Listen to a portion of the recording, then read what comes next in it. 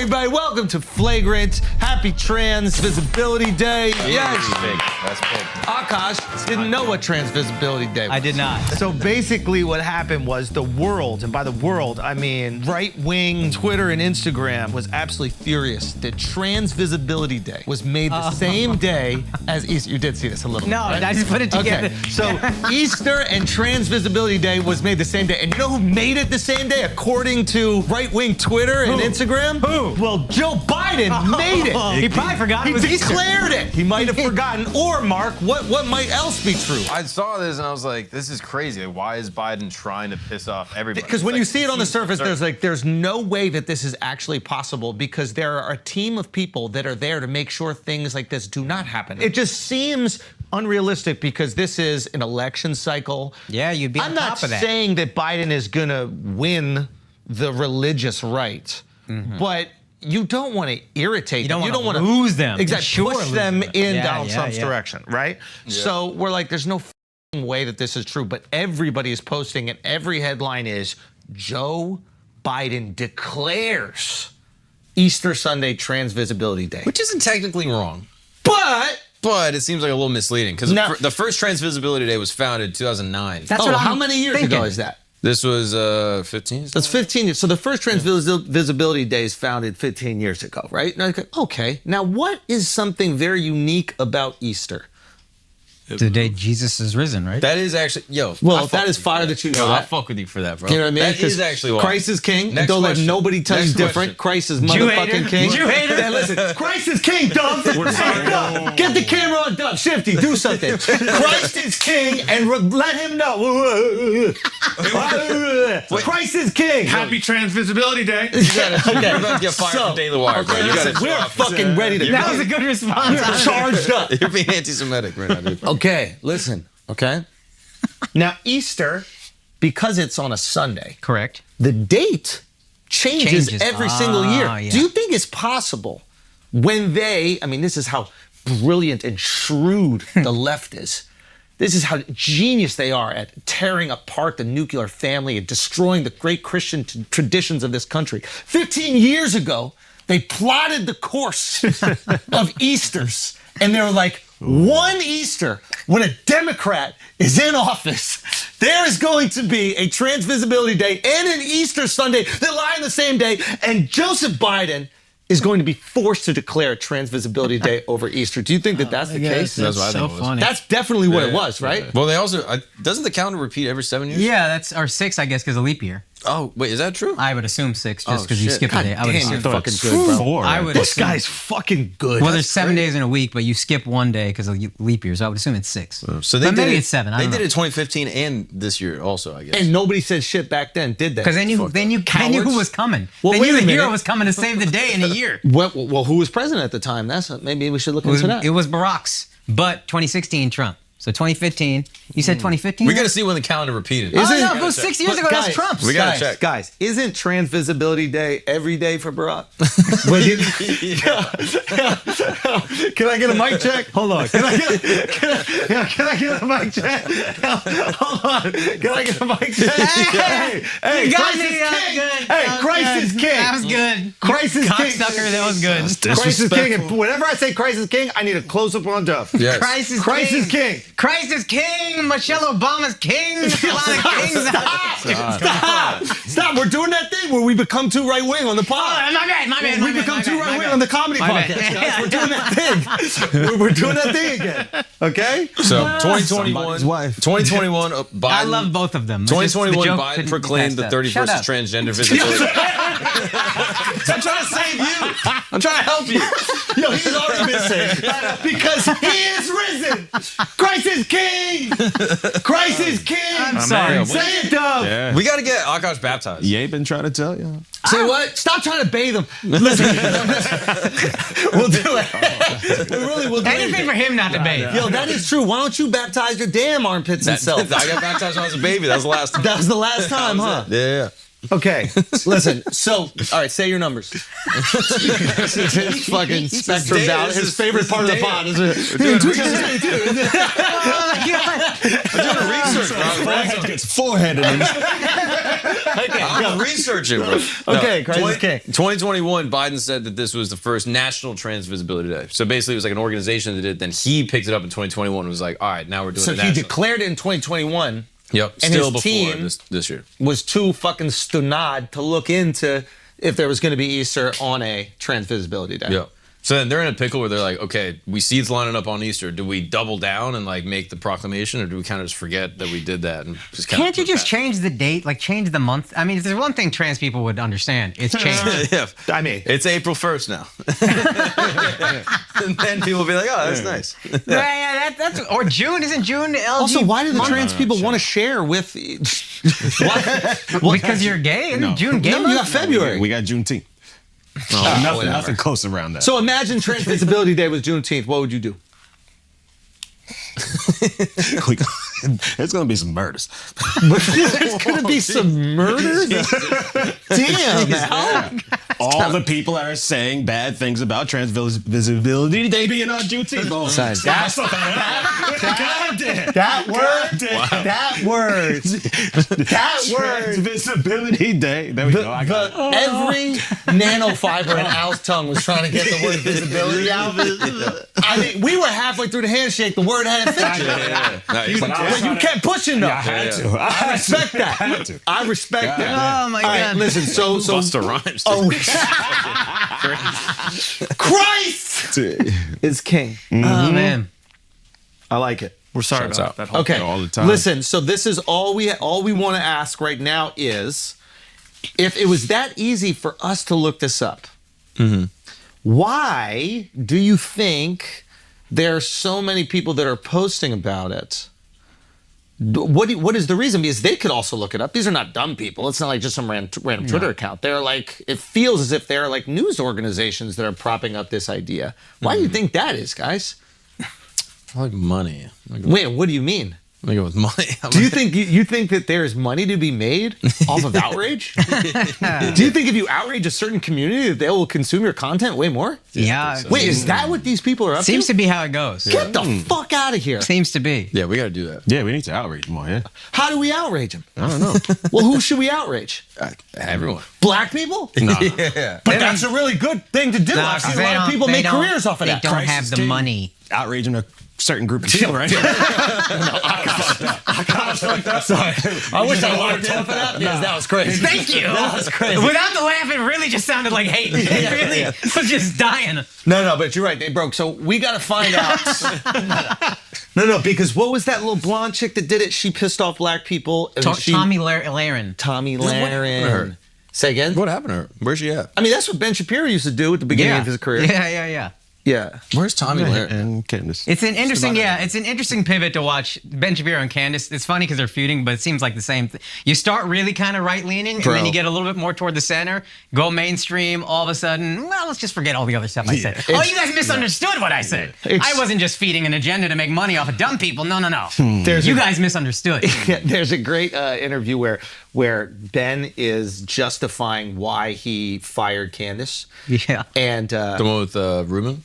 yes, the one with Ruben is great. We should even pick it up and watch it. But what's funny is and I don't know the extent to which Ben is criticized. I know he's very critical of media and media being biased. Yeah. But before you have a media platform, it's very easy to critique media. It's very easy to go, look at New York Times, look what you do, and look at Washington Post, look what you do, and you're censoring free speech, you're for censorship. In this conversation, he makes the argument for censorship. He calls it something else. Yeah, I forget the term. I have it in my phone. But I don't even think he's using the term right. But he's basically like, there's a window of ideas we accept. Yes. And we accept ideas between this, I guess this is, if I get window, you're looking like this. So we accept ideas between here and here. And anything outside of that window, well, you're fireable. That's censorship. What? But Yeah. he's acting as if this is like a justified reason for firing people when you built your identity and platform off of no censorship and freedom of speech and facts don't care about your feelings and all this shit. It's also funny that window happens to end where his beliefs end. I am Isn't that shocked interesting? that you would say Well, that. not being pro-Israel, that's where the window ends. That's also What? your specific personal belief. What? So I just So don't you see. can't have an opinion on your platform that is not pro a country that is not ours? Yeah, Wait a minute. crazy. I wish. So wait, is I the wanna look Daily at Wire term. an American media platform or is it an Israeli media platform? I'm just asking. This guy's cooking. I'm just asking. I'm just no. If the rule is, I'm just saying, if the rule is you cannot be critical because he has no problem being very critical of America. Yep. He's critical of the left in America. Left is half the country. You have no half. problem eviscerating half That's of the the country. current party in power. But you can't criticize Israel as a country. That's just another country, unless you're saying, and you're clearly admitting that the Daily Wire is an arm of the Israeli, I guess, media or propaganda machine. Wait, is that? Oof. Are you manipulating the religious right in America? Are you manipulating the right-wing conservatives in America and selling them country western movies and putting on your little cowboy hat and fake moving in Nashville so that you could take all their money and then in the process restricting free speech, one of the core tenets of the American identity? Ben. Oof. Benjamin. What is happening? There's trouble in paradise. What shall we do? It's Dove, good. what's wrong? Are you going to bring this up? at a Dove, meeting? help us with this whole situation. I don't want this to be true. I want to believe that the Daily Wire is the last bastion of free speech. Yeah, That's what I want to believe. I thought he was absolute look up the free term. speech. That's what I considered. Wasn't he? No. So his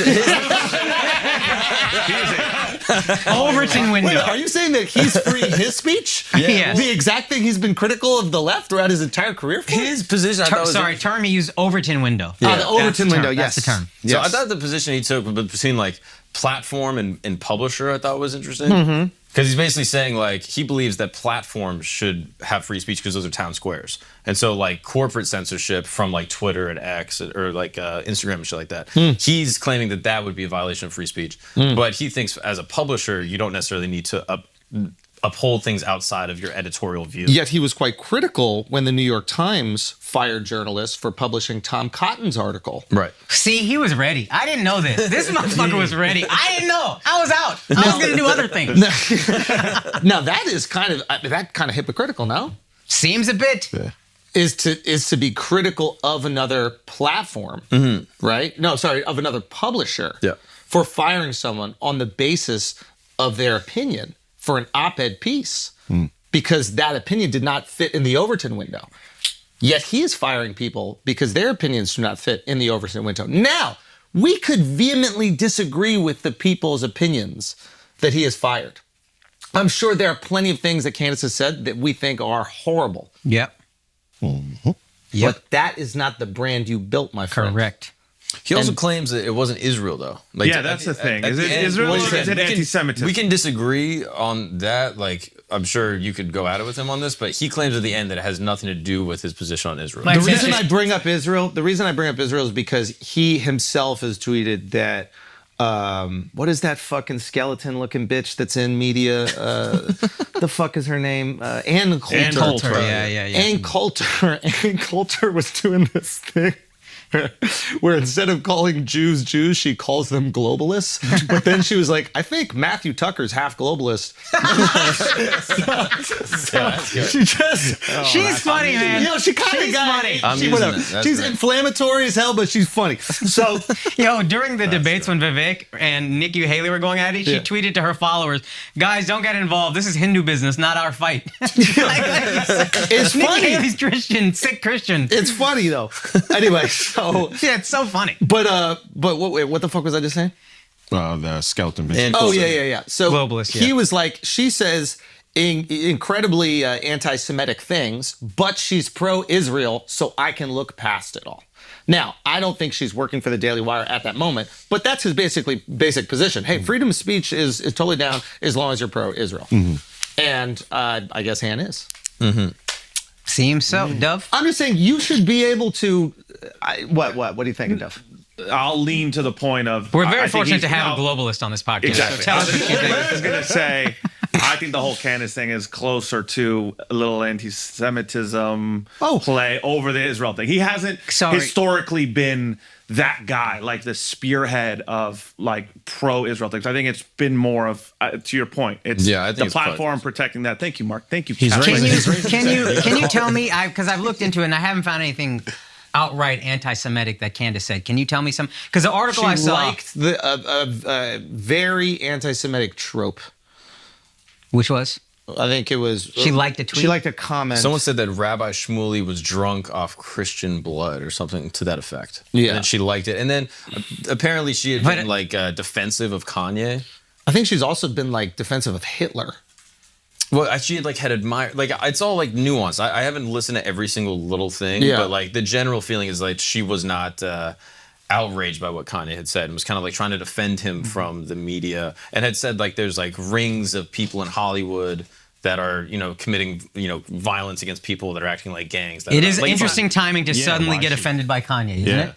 Because that was... Slavery was a choice. If she probably didn't have a problem with that, I'm assuming, and you wouldn't, Ben Shapiro, I don't think would have been like, whoa. Slavery is reprehensible, as was the Holocaust, but slavery is reprehensible. How can you say it was a choice? These people they didn't choose to come on these ships and do this. And why would she be getting fired now for the things Kanye said, like, I think it was a year and a half ago? That's also very true. Well, it was like through November that she was like defending him and obviously I think the Israel stuff like lit it up. The comments. And then she was going back and forth with other co-hosts. I think it was like Decorum also. She was like calling out Shapiro being like, oh, he's annoying. Like, She's also their biggest show that's not Ben Shapiro. She's massive. She's the biggest star on the platform that is not a owner of the platform. I think Ben is one of the owners. So you have a very tricky thing where your base, the people consuming your content, are equally drawn to her than they are to Ben. Potentially could go even more. You might have to nip that before she can take a stranglehold of the identity of your platform. So I think that it's not just, oh, you said something bad. I think it's a trend and seeing this unstoppable force, because Candace is unstoppable. Life tour announcement, a few things. Las Vegas, we had a second show, okay? That's on May 25th. The pre-sale for that is Thursday, April 4th, 9 a.m. local time. The password is Andrew. Thank you guys so much, Vegas. Also, Houston, we'll see you this weekend. Dallas, we'll see you this weekend. And Nashville, Austin, Charlotte, and Phoenix. The late show, we had a second show in Charlotte and another show in Phoenix. We'll see you guys in a few weeks coming up. And can't wait for NYC, baby. Cannot wait for that. TheAndrewSchultz.com for tickets. Peace. Also, guys, few dates. More importantly, please keep checking out the special Gaslit. It's on YouTube. It's already at 1.7 million views on YouTube. I think it's at 1.7 on X as well, but keep pushing it, keep getting it out to as many people as possible. Thank you so much, everybody who's seen it. If you have seen it, we'll share it with more people. If you have not seen it, please check it out now. A couple quick dates. I am in Tempe, Arizona, April 11th through the 13th. I'm in Denver, Colorado, April 18th through the 20th. Los Angeles shows are sold out. More shows will be added soon, but in the meantime, those two shows, Gaslit. Also, if you want merch, you can go to my website. All these dates at akashsingh.com. Everything is there. Thank you, guys. Love y'all. Thank you. Yeah. Say what you want about Candace. Yeah. She's not afraid of nobody. She will say whatever the She's fuck she wants to smart say. enough. She will debate any single person. She'll go out there and do it, right? Ben Shapiro is debating college kids. Yeah. Let's just be honest, right? It's like anytime he debates somebody who's like worthy, he either gets washed or bare minimum stalemate. I've never seen him actually win a debate against somebody who's like educated in the matter, right? So I think he can body guys like Finkelstein. I'm sorry. he won't do it. Finkelstein has been asking him nonstop. He refused to do it. Scared. He is scared. Of course he's scared. But now you watch- Finkelstein has dedicated his life to this. I don't think Ben has dedicated his life to this. But Finkelstein has been I calling think he him did out well to debate. against with Destiny. I mean, they were kind of on the same page. I think. Destiny Yeah, is a I mean, come on. the guy smart plays dude. guitar on the internet. Smart dude. The fact that no, I'm not saying he's not smart, but I'm saying he has not dedicated his life to this. The fact that he's just picking up this hobby and he's out there debating the top dudes in this realm. I don't know his content, but I would assume Destiny's life is not dedicated to this. His name is Destiny. It's a YouTube handle that I assume he uses for other things beyond this. So if Ben Shapiro is stalemating a guy who doesn't dedicate himself to this, that's not great for Ben Shapiro. I think they were on the same side. Oh. It was on Destiny that part. was debating Finkelstein. But everything else, I mean, Destiny knows how to debate. Yeah, no, he will read the stuff, and he is amazing retention. Every time I see him, he has like this great recall. So it seems like if he reads something, it's locked in forever. Doesn't matter. That being said, what was the argument? What were we just talking about?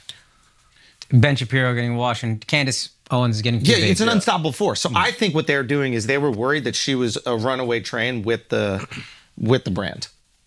And she was also souring his reputation within the brand. Within the brand. So you have the person who owns it, who should be the leader of it, who is going to lead the identity of the brand, right, is now wavering in their opinions on not in their influence within the brand, and there's this new source that is changing the course of the brand.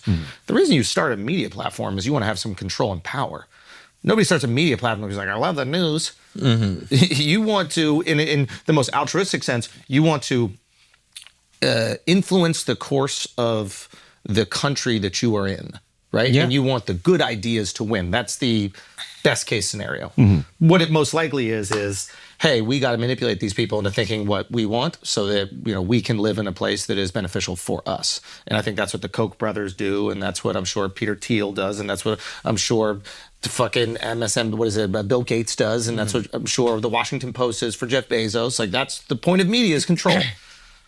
And they were losing control of their platform. Yeah. So consumers of Daily Wire, are they like looking at them like they're funny in the light now? Like, yo, you guys fired That's somebody what I for would something think. they It say? seems like it's split. My concern I think the biggest concern about the Daily Wire is that their consumers, Ben doesn't represent their consumers.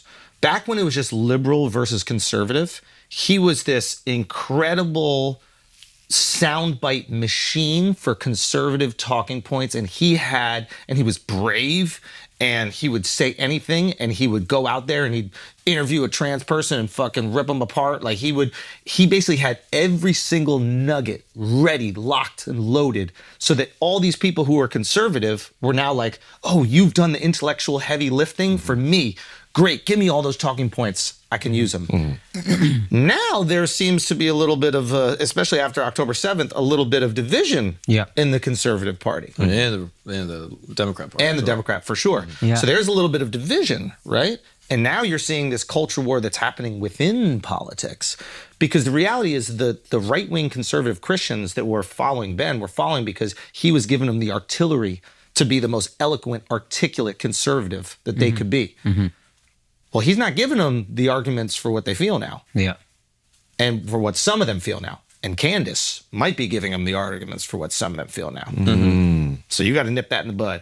But he's not representative of this middle America, salt of the earth guy. The guy, I think he grew up in LA, went to Harvard. Like, he never lived a life that is representative of them at all. He has no clue who they are, what they are. Does Candace represent them, though? I'm not saying Candace does. I don't know her background. What I'm saying is he was representing what they needed when they needed arguments. Yeah. Now, the culture war has shifted. Now they might need justification for Christianity. There's an attack on Christianity. Trans Day is on the same day as Easter. Christians might feel a little bit like they need more representation. They're not going to get that from the Jewish guy. Yeah. It's a good point. This is kind of how I'm seeing this map out. So I don't think it's that she said something wrong. I think that she was running away with that platform. And it was a matter of fucking time, and there's nothing that he could do about it. He can't beat her on ideas. He can't beat her on being thought-provoking. He's way less brave now that he has a media conglomerate. She doesn't have a media conglomerate. And he's tied to a belief. He is pro-Israel. Candace doesn't seem to be, she doesn't have a core belief that she will not waver on, whether right or wrong or whatever. She'll go with the win. She will. The president the of France's wife is a man.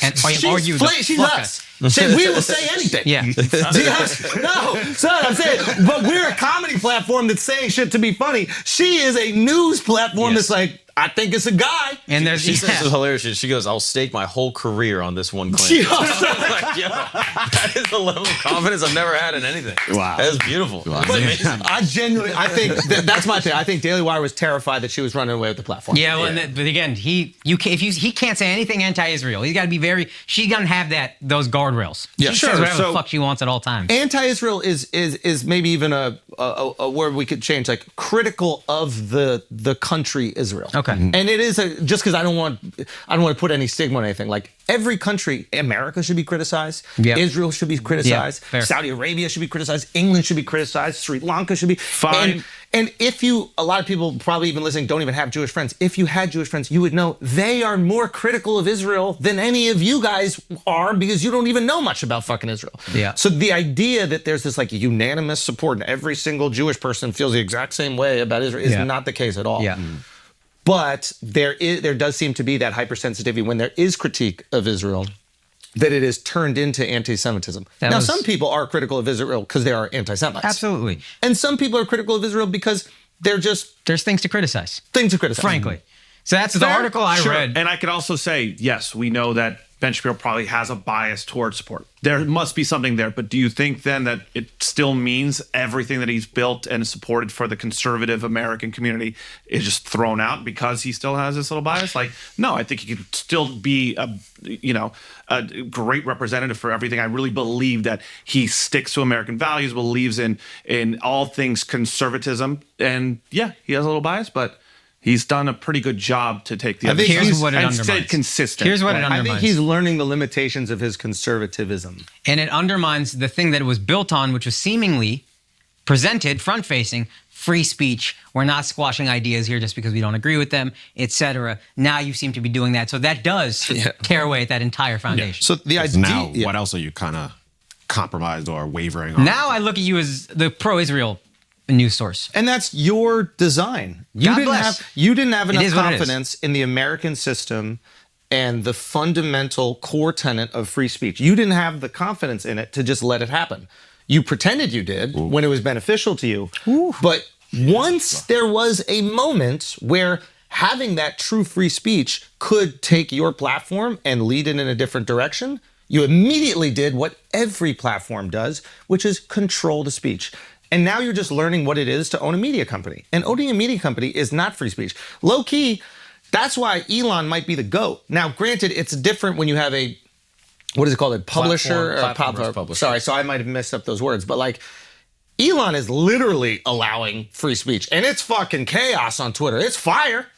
It's fire, but it's chaos. But that's what free speech is. It's fucking chaos. Now he's saying that he has some people on the platform or that he publishes that have anti-Israel ideas or ideas that are critical of Israel that he disagrees with. Within the window. Exactly. Yeah. Which is censorship. It's censorship, censorship, censorship. So you cannot act like you are pro free speech completely, like you're an absolutist. You're no longer an absolutist. You are a person that owns a business and you are willing to have censorship in order to make money. Simple as that. But he said that he was like, we wouldn't have someone on that we publish that has like staunchly pro-abortion ideals. Like we wouldn't contract that person. We wouldn't pay them. So you're a phony. The thing I couldn't figure out is whether or not he was That's a great response a free to- speech absolutist. I couldn't figure out like his position historically. Maybe he is a free speech absolutist. Maybe he's not. I don't know. But his platform is a propaganda machine for his beliefs. God damn. Which is what media platforms are. But now don't be critical for the New York Times leaning left or Washington Post protecting Amazon. You can no longer do that. And you have done that in your career. Yeah, because I looked up the anti-Semitic, and I didn't know she liked. I don't even honestly understand the context of It was a liking dumb thing to drunk on- like. Yeah, dumb thing to like. But what she said, I think it was a kind of a what joke. she said, I did not see.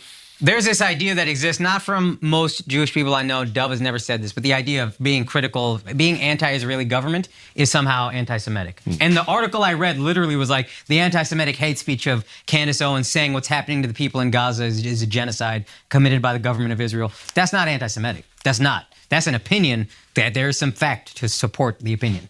Whether you agree or disagree, it's an opinion rooted in something you're saying. If I'm going to defend Jewish people here, is that every anti-Semite is critical of Israel. Yeah. So Yes.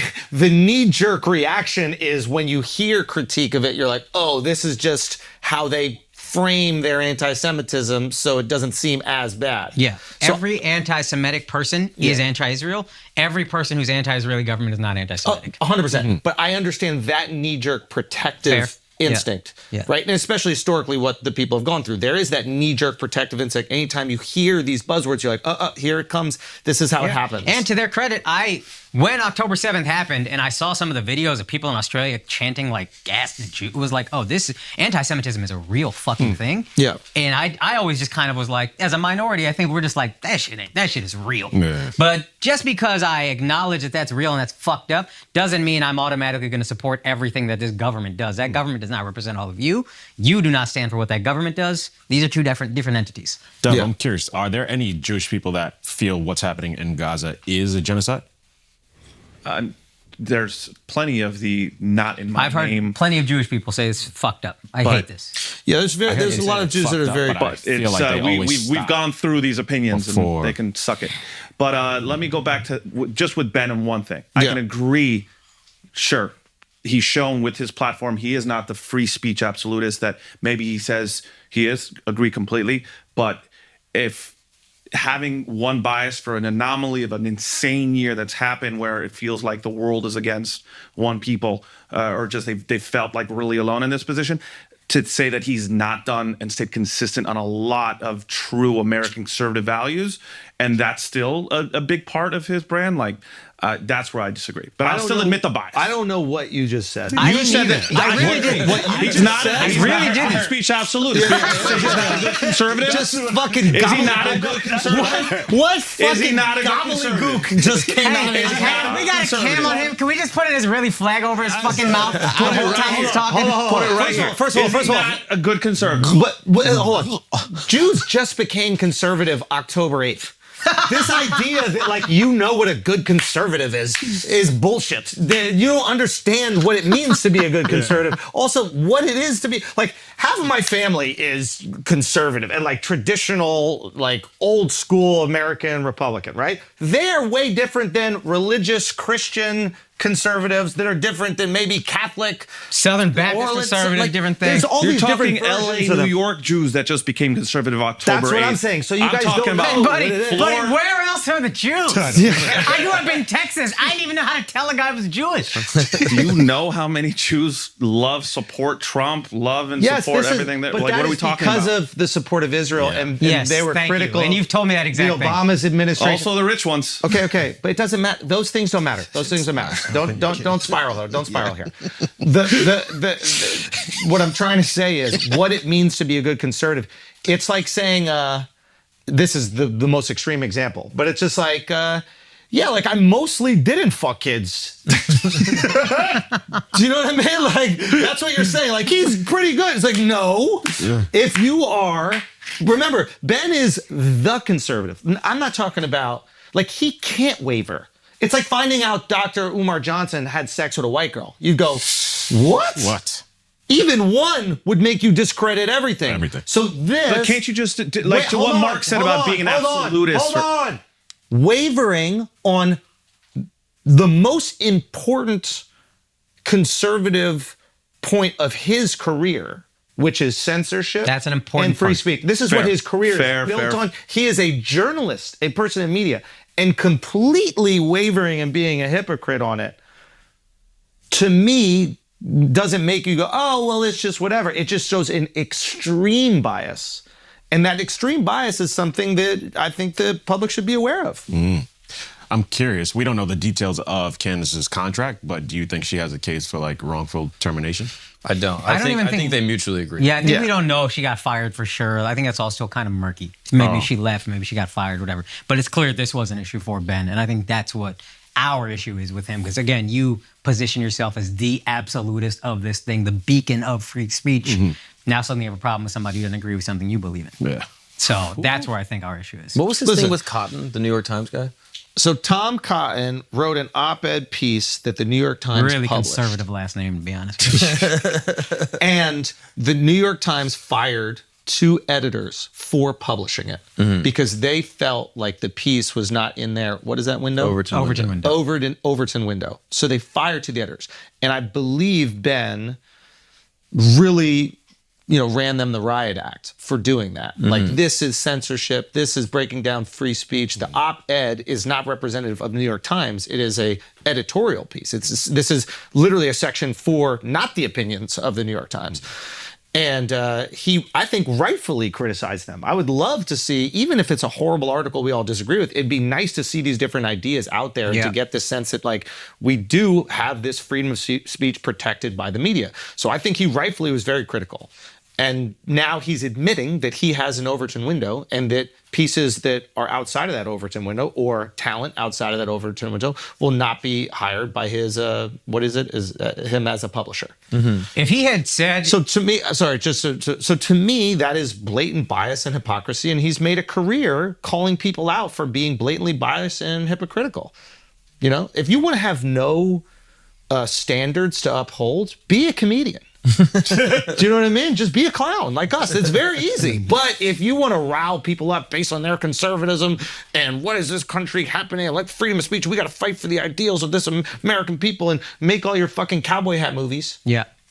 To specifically talk to a group of people. We know exactly what's going on. Guy never been on a horse in his life. Right? They know exactly what's happening. And then you fall short of your own expectations for other publishers. I think it's fair game to be criticized. Yeah, absolutely. I don't remember what I was going to say, but yeah, I agree with that. And even if it's not, we don't care. Yeah. You know what I mean? Yeah, that's the best. You know what I mean? Right Christ is king, though. Yeah. Christ is king. Yo, but Hashem is dope too, man. What? Yo. Hashem is dope. Allah, Sure. Vishnu, Vishnu, Yeah, Ganesh. I'll take Ganesh. Ganesh is on both fire. Do you know what I mean? What's another one? Ben Shapiro, Lakshmi. fire. I mean, If he makes another rap track, he's back. He might be back. Yo, that's the thing. If he said it with if he battled Candace, That's what I'm saying. If you said it with bars, we would have been like, "Yo, Ben, whatever. Where's his rap about Israel? He just needs to Bombs say, over Baghdad." We need a rap. Yeah, what are you he saying? needs to be like, yo, we hired Candace because of Good. DEI, and we're repealing our DEI, so we're no longer going to have her on. How hard is it? Yeah. How hard is it Be to like, just we hired say a black something woman because we genius? needed a quota. Yeah. And actually, we're not doing quotas anymore. So And then she's his gotta base go. would be like, "Finally, learn how to appeal to your base." Yeah, come on. Yeah, man. honestly, that would have been perfect. I mean, how did he not see this coming? He doesn't Like, care. you appeal to right-wing Christians, of course they're going to follow the girl who's going, "Yo, Christ is king, I ride for Christians, and we're not letting anybody talk shit about Christians. I'm going to defend them." If of he course they're not going to ride for you. But he had a bunch of them. He had Matt Walsh, like who's like super Christian. Yeah, and Walsh has got the trans thing. Yeah. Yeah. But he wasn't like going at Ben or like attacking the publisher. What was he saying? Well, he was just like, he just does his shit and just talks his thing within the window. But if you want to talk about hate speech, he said something like, I think if you're a doctor who performs gender-affirming surgery on a trans kid, you should be executed. Yo, I agree with that. I agree. Yo, Matt, shout out you. Christ is king. I do. On today of all days, dude. Come on. Damn. The Tuesday after Trans Visibility Day is a really difficult day. He wants to make him visible so he can handle business. I'm just saying, Matt Walsh got some bars, bro. He does have some bars. I didn't know what a woman was before I watched this documentary, What is a Woman? Luckily I was fucking women. Thank God. Yeah, but that was a shot in the dark. Shot in the dark my whole life. I got married a woman without even fucking knowing. Thank God I watched this documentary. Now I know she's a woman. Before I watched it, I would have no clue. Right? Yeah, that's a You know how terrified I was watching that with my male or female partner until I learned out she was a woman? Yeah, bro. How do you think fucking all these presidents feel? How do they feel? The fucking French guy, what's his name? Macron. How do you think he feels watching What Is Yeah, and then we're criticizing him when he never watched Matt Walsh's documentary before he married his That's wife. true. Uneducated. He could have He just was watched the ignorant. documentary. He would have never married his teacher when he was 15 that he was getting molested by. Oh, that's the problem. He was like, yo, what is a woman? What When is he was he? 14. He was too young to know. Like, oh, what is? And now Yeah. he's way older. He's like, oh, shit. Right? I mean, she was a math teacher. Ain't no woman can actually do that. I don't know if she was, but for the joke, it makes sense. Okay, what I'm trying to say is Daily Wire's back. Mm-hmm. Daily Wire's back, bro. Yeah, it's back. Listen. Daily Wire's back. It was not back when we were starting this podcast and we were being critical of Ben, but now that we know Matt Walsh, yo, Matt, shout out you. Okay? I need the new documentary. What's Matt's next documentary? What is a man? What is man? Yeah. Don't hit. What else? What else we got? What is a country? If he's trying to get fired, from Daily Wire, put out, what is a country? What is a country? What even really is a country? What is a country? That was good, That's buddy. a documentary. Yo, right That was shout good, out dude. Matt That was good. fucking- That yo, was when are we good. getting Matt Walsh on the pod, yo? there. Shit. I need Matt Walsh on the pod. I need full. I need to break down full anatomy. But we got to be in drag though. Yeah. Yeah, to see if he can handle it. See if he can tell. Yo, we like who's a the girl woman? talk podcast. Who's a woman? Say it. Which one of us? Dude, that's a great idea. Fire. Anyway, shout out 50 Cent, bro. Yo, shout out 50. Yo, shouts. That's fire, dude. Yo, shout out 50. Listen, shout out LA, man. LA, thank you so much for having us. The forum, that was crazy. That looked Shout fire. out Dove, Vala, Shifty, Mark, Derek, Tanya, the whole squad. Cheryl and Rob, just the whole squad. Everybody put on that fucking show. That was incredible. That was so fucking cool, man. Yo, yeah, thank you. looked Yeah. fire. LA Forum. Yeah, it was What are crazy. you thinking when you are in the green room? Every comedian we've ever loved is there. I saw you had you showed the sign of all the people that Oh, performed yeah, there. yeah, Chappelle's the first name that pops out. Yeah. What are you thinking when what's the moment? Is there a moment where you're like, holy fuck, I'm about to go do I'm this? be Or when honest you're with on you. stage? I'll be honest with you. I got there a day early because I wanted to work out like some local shit, and I Yeah. went up at the store in the Improv, and everything local that I was trying to do was bombing horrendously. So up until like 15 minutes before I went up at the forum, I'm like, I have no clue what I'm going to talk Right. about outside of the hour that I'm going to do, and Which is a big thing. yeah, the hour's the thing I'm most proud I of. have no idea what I'm talking about outside of this hour. No. You're right. I know what you mean, but But it's like, you know me, I like to kind of like, Yeah. talk about what's going on or like Yeah. do some local stuff. Like it's just fun to start it Yeah. and then we get into the hour. And I'm going up because I was working on this stuff and I was trying to do stuff about like what I've heard about LA, the crazy homelessness and all these other things that are like happening in the city like falling apart. Like you see that in the news a lot. And I was working it out the night before and like, it just wasn't hitting. And I remember talking to Mark, I was like, yo, I don't think the people from here either one, feel that's what's happening here, or two, want to admit it's happening here. And then I was like, it's kind of like New York where like outside of New York, everybody's like, the migrant crisis is crazy and everything is happening. But New Yorkers are like, it ain't changed that much. So after bombing for 4 shows, with all the local shit, I'm just like, it's got to be something else. And that's where the Diddy idea Diddy came through. And I was like, oh, it's fucking Diddy. Everybody's thinking about this. And then I was like, fuck it, let's just try it. I didn't get to try it the night before. oh you're wow. So I didn't get to try it the night before. I was like, fuck it, let's go. Maybe this will work. I Yeah, don't know. yeah. And that shit just went over and the crowd was fucking awesome. And You brought the house down. it was that cool. Shit. It was cool. Wild. You put together an awesome show, No, Dove. no. Thank you so much. Christ is King. Christ is King. Christ King. Jesus Christ. Just cross. And then we put out that Diddy clip. You want to know something crazy? So yesterday, I posted a Diddy clip, right? I posted, the caption doesn't show up, and you can't leave any comments. I take it down immediately. Charlamagne hits me. He's like, yo, what happened to that clip? I tried to share it, and nothing worked. And I was like, I'm going to try to post it again. No caption, no comments. I'm like, Diddy is blocking me. Bro. It's like Instagram won't let me post this. Yeah, I'm like, it won't let me post. Like, what the fuck is going on? And I'm like, holy shit, has Diddy connected with Meta and like put his name? So we take his name out the caption, still doesn't work. I put Puff, that doesn't work. We try to upload it on a burner, it doesn't work. And I'm like, fuck, they flagged the clip itself, so even other people can't post You think it. Zuckerberg went to a freak off too? So he was at the freak off. That's what I'm thinking. Dead ass. You think he got Zuckerberg on tape, bro? Bro, 100%. With the Quest? Yes. The Vision Pro? Dan Shifty Googles, is Instagram down? Yeah. And it's like, yeah. But who took it down? Me. That's right. No, Diddy. No, Diddy. Oh, fuck. Come on. Damn. Too much self-importance. Yeah, I think I was too much We're getting self-importance. conspiracy, bro. Damn. I gotta be more humble. And then I can see the world for what it really is. Yeah, exactly, dude. Anyway, so then we went it up and then fucking, 50 obviously blown it up. And I saw it from him before you. isn't that crazy? Shout out How does Fifth. that happen? Shout out That's Fifth. crazy. Yeah. Yeah. I thought it was a fun joke. Yeah, it was wild. Great. Yeah. I Fantastic. love you, Meek. I love you, Meek. I do love Meek, man. I do love Meek. He's I do love He's Meek. a good sport. Yeah, Meek is a good sport. He might not be good about this one, but I love him. But who else is going to be on Diddy's lap? You know what I mean? Who else is going to be on Diddy's lap?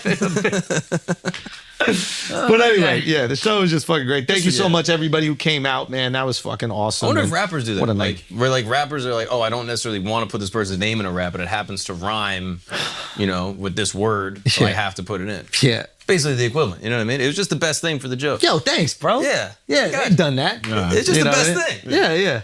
Yeah. When Dream Chasers comes after you, Mark's gonna be like, Yeah, we all do this, right? All right, guys, let's take a break for a second because, listen, you're either taking supplements, okay, so that you can improve your health, improve your strength, improve your memory, improve all functions of your daily life.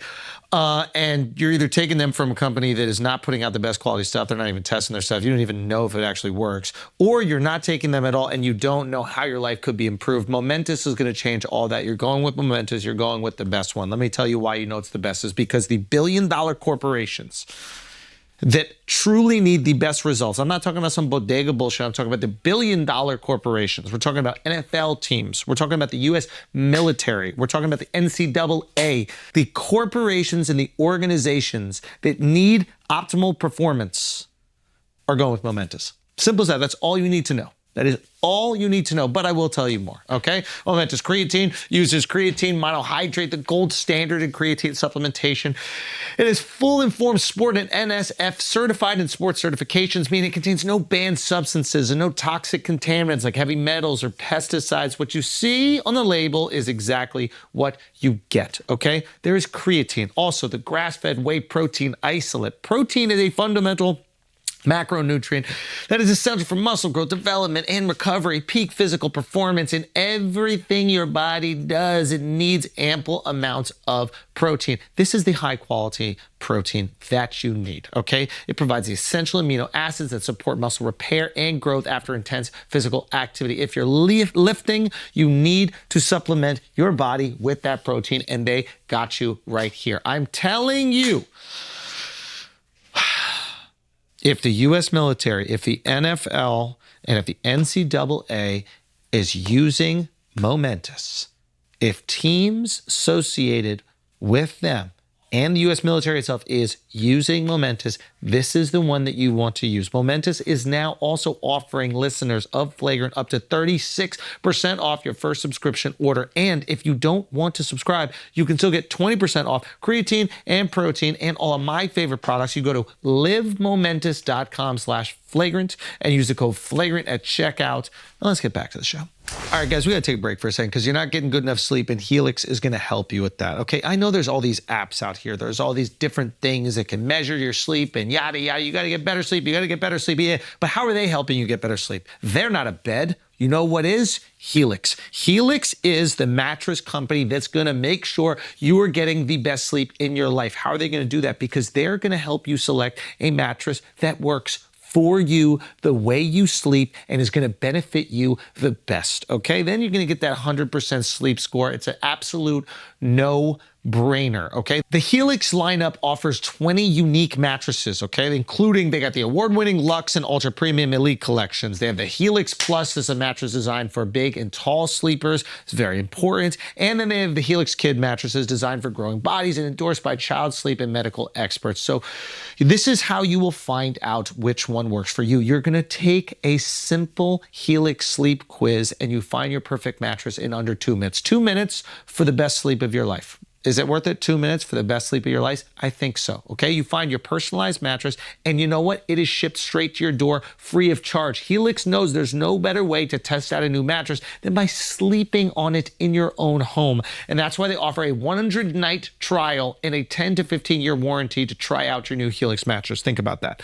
They're sending it to your home, and you have 100 nights to actually try it out. You've gone and tried a mattress out in a mattress store. What happens? It feels good there. You get back home. Oh, it's too soft. Oh, it's too hard. Yes, it wasn't the environment you're used to sleeping in. Maybe it was something you were laying down in for a second. Helix has got your back with this. I am telling you, you got this. This is no no-brainer for you, and it comes with a 10 to 15-year warranty. Listen, everybody's unique and everyone sleeps differently. That's why Helix has several different mattress models to choose from, each designed for specific sleep positions and feel preferences. They have models with memory foam layers to provide optimal pressure relief if you sleep on your side, okay? They have models with a more responsive foam to cradle your body for essential support in stomach and back sleeping positions, plus enhanced cooling features to keep you from overheating at night. That is absolutely huge. That is the future of mattresses. Obviously, you know, as the temperature goes up in your room, your sleep can be greatly affected. The fact that they're even thinking in this way is genius. And if your spine needs some extra TLC, they got you. Every Helix mattress has a hybrid design combining individually wrapped steel coils in the base with the premium foam layers on top. It's the perfect combination of comfort and support. So, what I suggest is you take that Helix sleep quiz and get the perfect mattress for you. I took the quiz, actually. I got a Helix mattress. I'm genuinely sleeping better on it. It takes like 2 minutes. They just ask you, like, what position do you sleep in? How often do you move around? How about your partner? How do they sleep, etc. Very quick, great mattress. I got the Dusk Luxe, and it's fantastic, and it feels great. My wife fucking loves it, sleeps like a baby on it.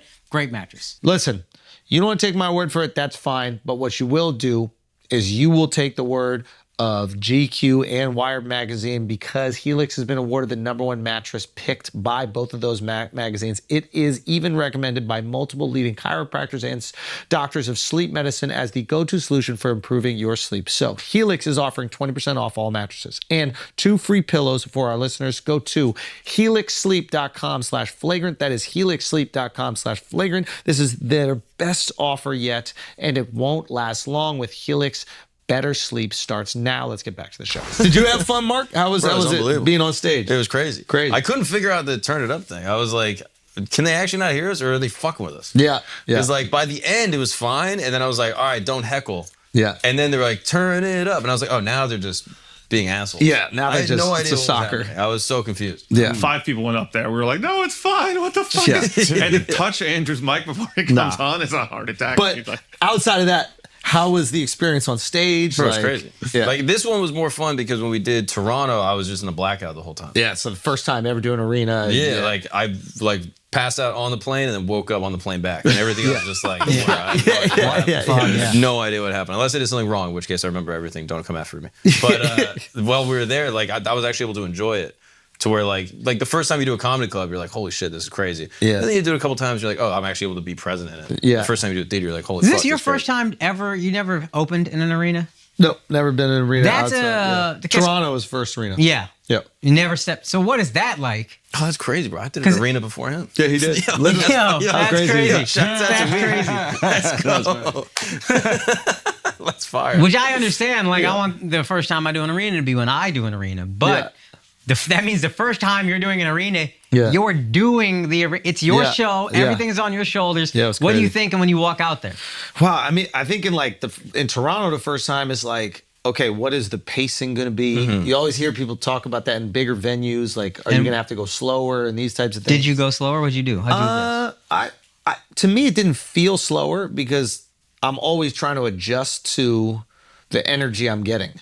So it doesn't feel slow because it feels on pace with what I'm getting from them. Right. Does that make sense? But yeah, so I didn't really feel like, oh, I'm talking much slower, etc. Yeah. But yeah, just the wave of energy that you get, like a big laugh is just this.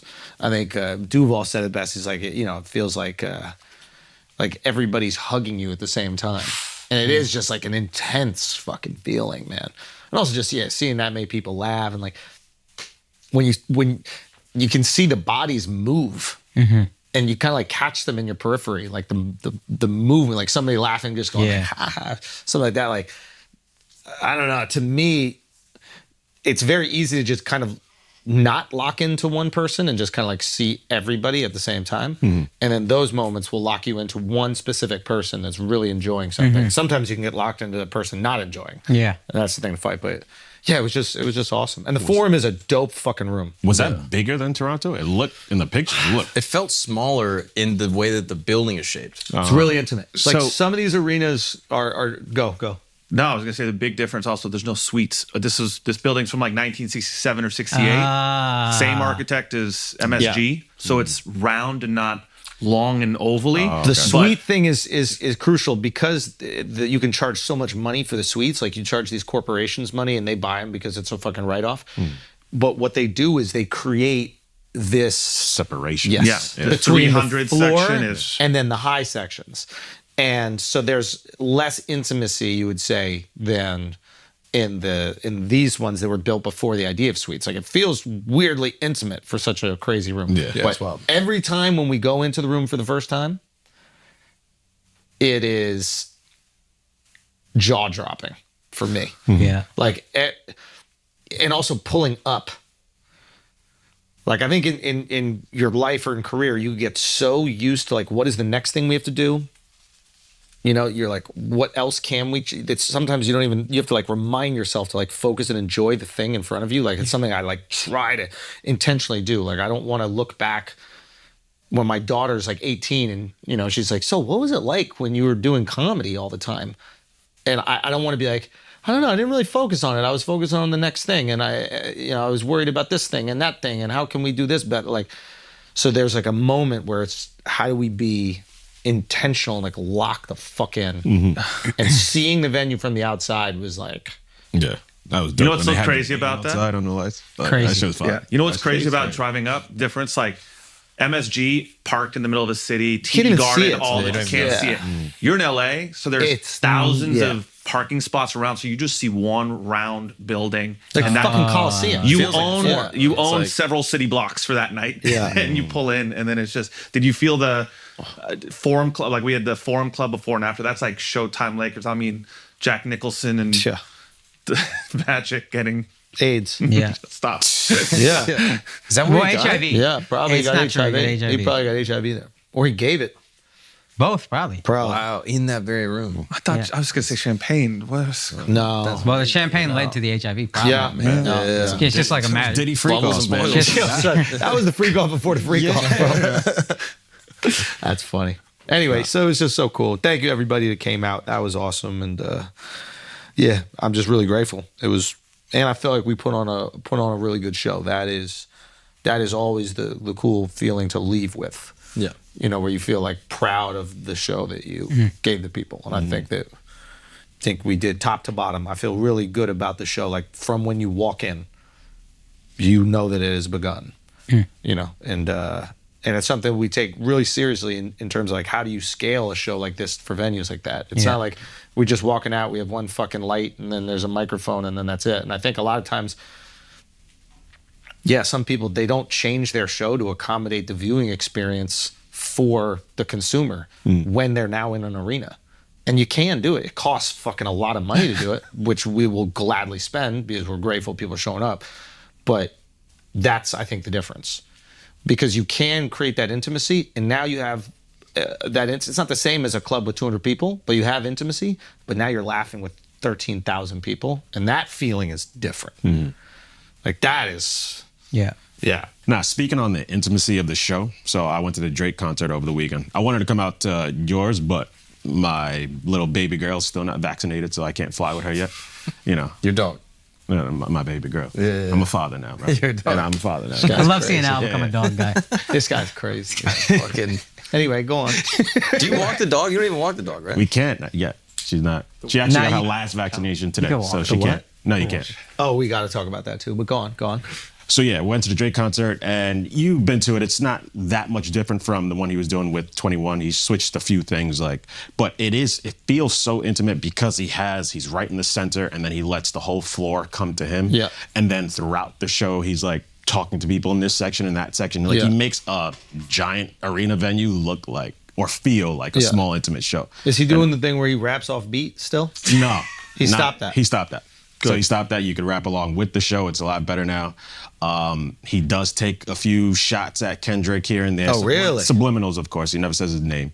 But I really feel like Kendrick wants him to shoot first because I've heard through a source that Kendrick has 2 confirmed diss tracks, like ready to go. Wow. Why don't he just drop him? That's what Drake did on Meek that was so brilliant, is just run it up. That's a good point. If Yeah. Kendrick drops back to back, then back to back to back. Drake got it. I mean, but I think like we all know Drake is tested, and so if he drops first, and then if Drake sees what he drops and then comes with something harder, then it's like a harder battle for Kendrick. But I do think, this is my suspicion, but there's Dreamville this coming weekend, and I think Drake might have a surprise pop-up, and maybe that's when we get the diss track. Oh, wow. Oh, shit. That'd be Think smart. he'll do it live? I think so. That's just a guess that I have. But, Whoa. yeah. But he's not confirmed for Dreamville, so if I'm wrong, fuck you guys. But, Do you think that they're in on this together? who? Kendrick and Drake? Nah. Definitely not. Nah. This is like true competition. Like everybody's been saying they're number one, number two. So it's like they really want to just settle the score. Like, see. And they've been taking like low key shots at each other for a while, right? Yeah, and that's why I'm like, Kendrick people- and Cole apparently also have been taking shots at each other subliminally for a while. Yeah, but not as much as Kendrick and Drake. Like, of course. They've been going at each other, and like people are saying this last track on Metro shit is like the first diss track, but it's not. He never said Drake's name. So it's like, when are you going to actually say his name? Because that's when a diss track is a diss track. If you just keep, even though the subliminals are very direct. They're very clear. They're not that sub. They're liminals. But still, if it's a diss track, say the person's name. That's how I feel about it. But I guess the reason why I asked, do you think they're in it? Because who benefits the most from this? It's Them. the both of them, right? Yeah. And Drake is in a position now where it's like there's nothing else that he can do, I feel almost. Yeah. You've been on top of the game for over a decade. You've made all different types of music. You broke all different types of artists. Like, what else is there left? Like, Nah, but it's way more upside for Kendrick. oh, no, Yeah, I think Drake has a lot more to lose. Of course. But like, there is upside for Kendrick, but also Kendrick is in such a different position in that like he's looked at as this like artsy rapper who only comes out every, what is it, 4 years or whatever, he's dropping a project, or 3 years he's dropping a project. Whereas Drake is looked at as probably the number one mainstream guy right now that's like curating culture. Drake is, I've probably seen widely by people younger than us, as the greatest ever. And maybe people our age, I don't know. Yeah, But- he's like the LeBron of. But they this generation. both, in my opinion, it's like they both benefit from this, because now Drake doesn't need relevance, but now there's something to be interested in him outside of just another album. And he's dropping album. Music is great. We love it. His catalog is insane. We love it. But why are we into you now? Like, give us the thing. That's true. Now we got a thing. Yeah. And then Kendrick is, I imagine, going to drop a new project soon, I assume. Never know with him. Yeah, that's true. But I assume it's like, maybe let me start boiling things up. Let me get things going for when I drop. And now I'm going to drop while there's peak interest in me. Like, I'll drop in the middle of a beef. Here's Oh, yeah. the one thing I would say for Drake: the longer he doesn't respond, I don't know, maybe people will forget at some point, but I was looking at comments on like an academics post or a Grand Wizard post or something, and a bunch of the comments were like, Drake, it's time to fucking respond. Like, let's go. I'm tired of defending But is that you. real, or is that? But people just trying could forget that, or, if he doesn't respond, I think Drake, if he responds, has more to lose than Kendrick, because more people say Drake is the best ever than Kendrick is the best I mean, ever. like, Drake, I think Drake is Teflon in that, like, he already lost the battle and he's better off. Like, he already got the worst scarlet letter you can put on a rapper, and he's still flawless. Like 2 is 2 though, and Push is not Kendrick in terms of the perception people have of them. Pusha T is not somebody that people think was ever competing with Drake. Yeah, but I think Pusha is a better battle rapper, if you will. Not that he's a battler, but like than Kendrick. Like Kendrick, I see like more like artsy storytelling and great rhymes, but I don't see him as like a diss you, make you look crazy dude. Whereas like, See, I don't think. It makes sense. I think I see what you're saying, but to be fair, we would have never thought Pusha would have a diss track that would go that crazy until was a story of Adidon, I think it was called. yeah, no, 100%. Don't get 100%. I guess I wonder if he just feels like there's nothing that can happen to him. Yeah. I think he feels like me responding. There's more to lose than gain. Drake. Oh, I don't think he's hesitating on like. I don't think he's scared to respond. I think he's calculated. I think he is. Really? I don't want to say scared because again, I am a Drake hater. I still don't think I give it up, but I'm not. So I don't want to say he's scared, but he's just looking at it logically and being like, why would I? Yeah. What upside is there for me to respond? Because he's looked at the top of the game right now.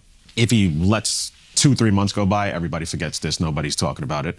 So he could just stay at his position. If he responds and then Kendrick's shit is better, now that confirms Kendrick is the top, is better than But if he goes crazy and his shit is better than Kendrick's, then it's like undisputed. Yeah, so No one can touch him. No one's gonna fuck with him. high risk, high reward. If I'm Drake, I'm so tight. Oh yeah, he's Like, I'm just like, yo, if I'm Drake, I'm like, I help everybody. I give everybody a feature. I support everybody. I put everybody on. I take so many chances on so many artists and really try to uplift them. And I got to deal with this motherfucker who barely comes out ever making a diss track about me so that he can be looked out as number one, where I'm dropping an album every single fucking year. I'm still on top of the game. Like, I would be annoyed. I would look at it low key as clout chasing. I'd be like, bro, like, I'm Drake. I'm like, I'm a good guy. I am helping people. Who is Kendrick putting on? That part is true. He can't say he's a good guy because he has been taking shots too. If he took no shots back, then that's fair. He could say. But who really started it? It's hard But to Kendrick has some shots too. Control. Kendrick started it a decade, 12 years ago or whatever the fuck, with Control. Okay. But Kendrick started it. I also give that to Kendrick. Kendrick has always been, I never looked at it, maybe now it's bad blood or whatever, but Control, we all just looked at like, oh, this guy wants it. Fire. Yeah. That verse when he said to everybody, let's go, this is rap, I'm taking shots at all you guys. Don't get me wrong, like the consumer, it's awesome for. The consumer wins. But I imagine if I'm Drake, it's like I am putting out so much goodwill in this brutally competitive, hateful genre of entertainment. All of entertainment is fucking like hateful and competitive, but this is brutally competitive in that like you can actually talk shit about one another. Actors can't do that. You know what I mean? Like if fucking Brad Pitt and George Clooney have beef, they don't act it out. Like in rap, you can actually do it. And he's got so much goodwill for everything he's done, and he's still getting people talking shit. I do think though, see other rappers choosing sides too, which is even crazier. Like you see Ross turning on him, Future, Metro. You saw LeBron mouthing the Kendrick verse. Well, yeah, what do you think about that? I think it's calculated. I think it's calculated. Yeah. What do you think I'm not trying to be dickhead. What do you think the calculation is? Saying whose side I'm on without having to say whose side I'm on. See, I don't know. LeBron always positions himself as like just a rap connoisseur, fan of all rap. So I can maybe see him being like, this is me furthering that image. Look, I know the words of this song that came out 2 weeks. I'm in the culture still. Even though I'm 39, I'm still a hip hop head. I could see that more than I'm choosing sides. Maybe. He didn't bring Kendrick on the shop.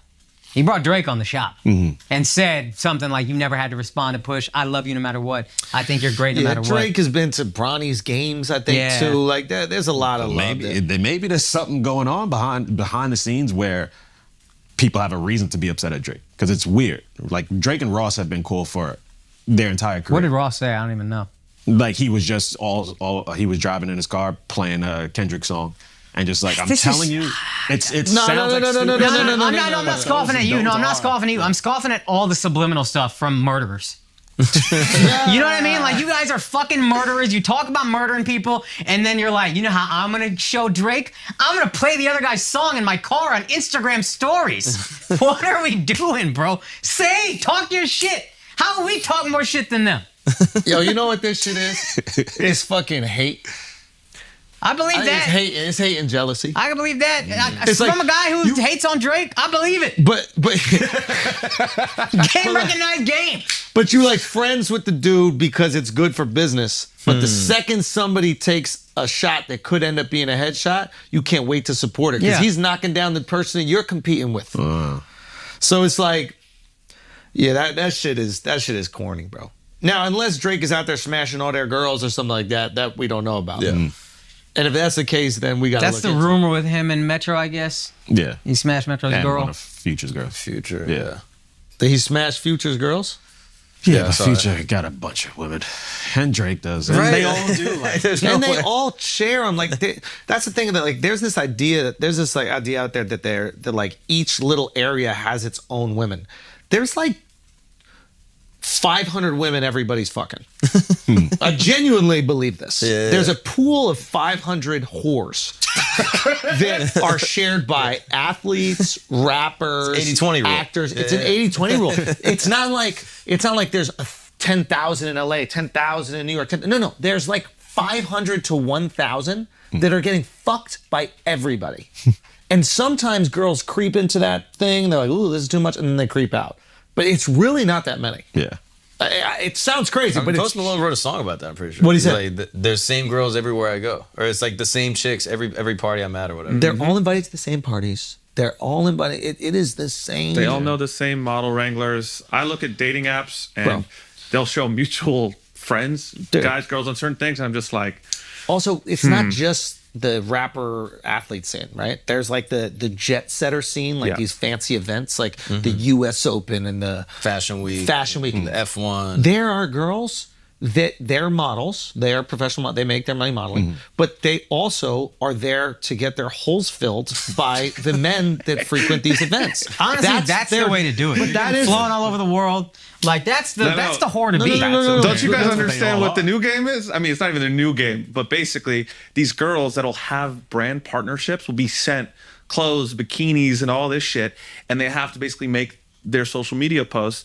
They're going on trips around the world with these guys that are flying them everywhere, and then on these trips, they're posting the content that they did. So they're making money. Make your money, dog. Make your money. I'm all about empowerment of stuff. Because he be paying for these. He be wrangling these motherfuckers. All I'm trying to say is, there's just a collection of the same. Like I've been at like some parties, right, where there'll be friends of Dove's that will tell me that they've smashed girls that are there with other people. Because they're all going to the same parties for the last fucking decade. Yeah. It's high school. Yeah. At the highest level of this shit, it's high school. Oh, yeah. Look, we saw with 50 and Diddy. 50's baby mom who was seen with Diddy. Yeah. I think that's a power thing. I think that's Diddy trying to. Even so, still, it's like how you with two biggest moments. That's I think. Like, what are your chances? Yeah, roster's there. But then, if that's a power thing, couldn't you say Drake theoretically fucking XY? Like, I assume Metro didn't fuck this girl once. Totally. I hate that we're gossiping about that. Metro didn't fuck this girl once. And you know what I mean? Do tell. Crazy fucking king, yo. Yeah, I'm over. I hate myself halfway through my fucking who cares, dude. Fire. Fucking who cares? I'm gonna play a subliminal of some comic I hate in my car. Fucking God. The funny thing is that we think, right, that like all these famous people, they're just fucking thousands and thousands of girls. They're not. No, they're all fucking thousands of girls. Oh, okay, yeah. Yeah. So like, you see what I'm saying? It's like they're not going out like back in the day when we would go out and try to get pussy. That we had to earn it. Oh yes. There's 1,000 vaginas that are just there to get fucked by the famous people. And they're all fucking it. It's bobbing for apples, right? And they just go, boom, okay, I'll take this Brazilian. And then they go back to their hotel. You had to go pick apples. You had to go pick apples. Boom, I'll take this girl from Romania and I go back here. That is the game. So it's not like, oh, they're kicking all this game. Those girls are like, okay, well, if I fucked Future last week and then I fucked Penny Hardaway and fucked 20 years ago, okay, who else am I fucking now? Damn, you probably couldn't bob for apples for shit. So then pushing them away every time you try to buy I would drown. No. I would drown. I would almost drown before I even got to the apple. Party? Yeah, it was fucked up. It was really fucked up. That's fuck wild. you both. That was traumatic. Traumatic for you to even bring that up, Al. Fucking piece of shit. You ever heard Zach Fox? You ever heard of him? He's like comedian. Funny. He's like, hilarious. The comedian rapper. I think he's a satirical rapper, but he was a stand-up. He was a stand-up comic. Yeah, that's how I know him. I didn't know that. Type of person. No, Zach Fox is his name. I don't know, like that. No, not at all. He had like bits. No, he was like, I knew him from his songs. Like he did a song with Kenny Beats Going Crazy, but he did an interview with. He blew up Blueface. Did y'all know that? Really? He posted, I'm almost positive, he posted the Blueface song where he's rapping off beat, the first one that that made Blueface go crazy. And I think he ironically posted it. Oh, hilarious. And then it just went crazy. Maybe we should Google that just to check. That's Miles, wild. can you do something besides drooling all over your fucking fucking retard?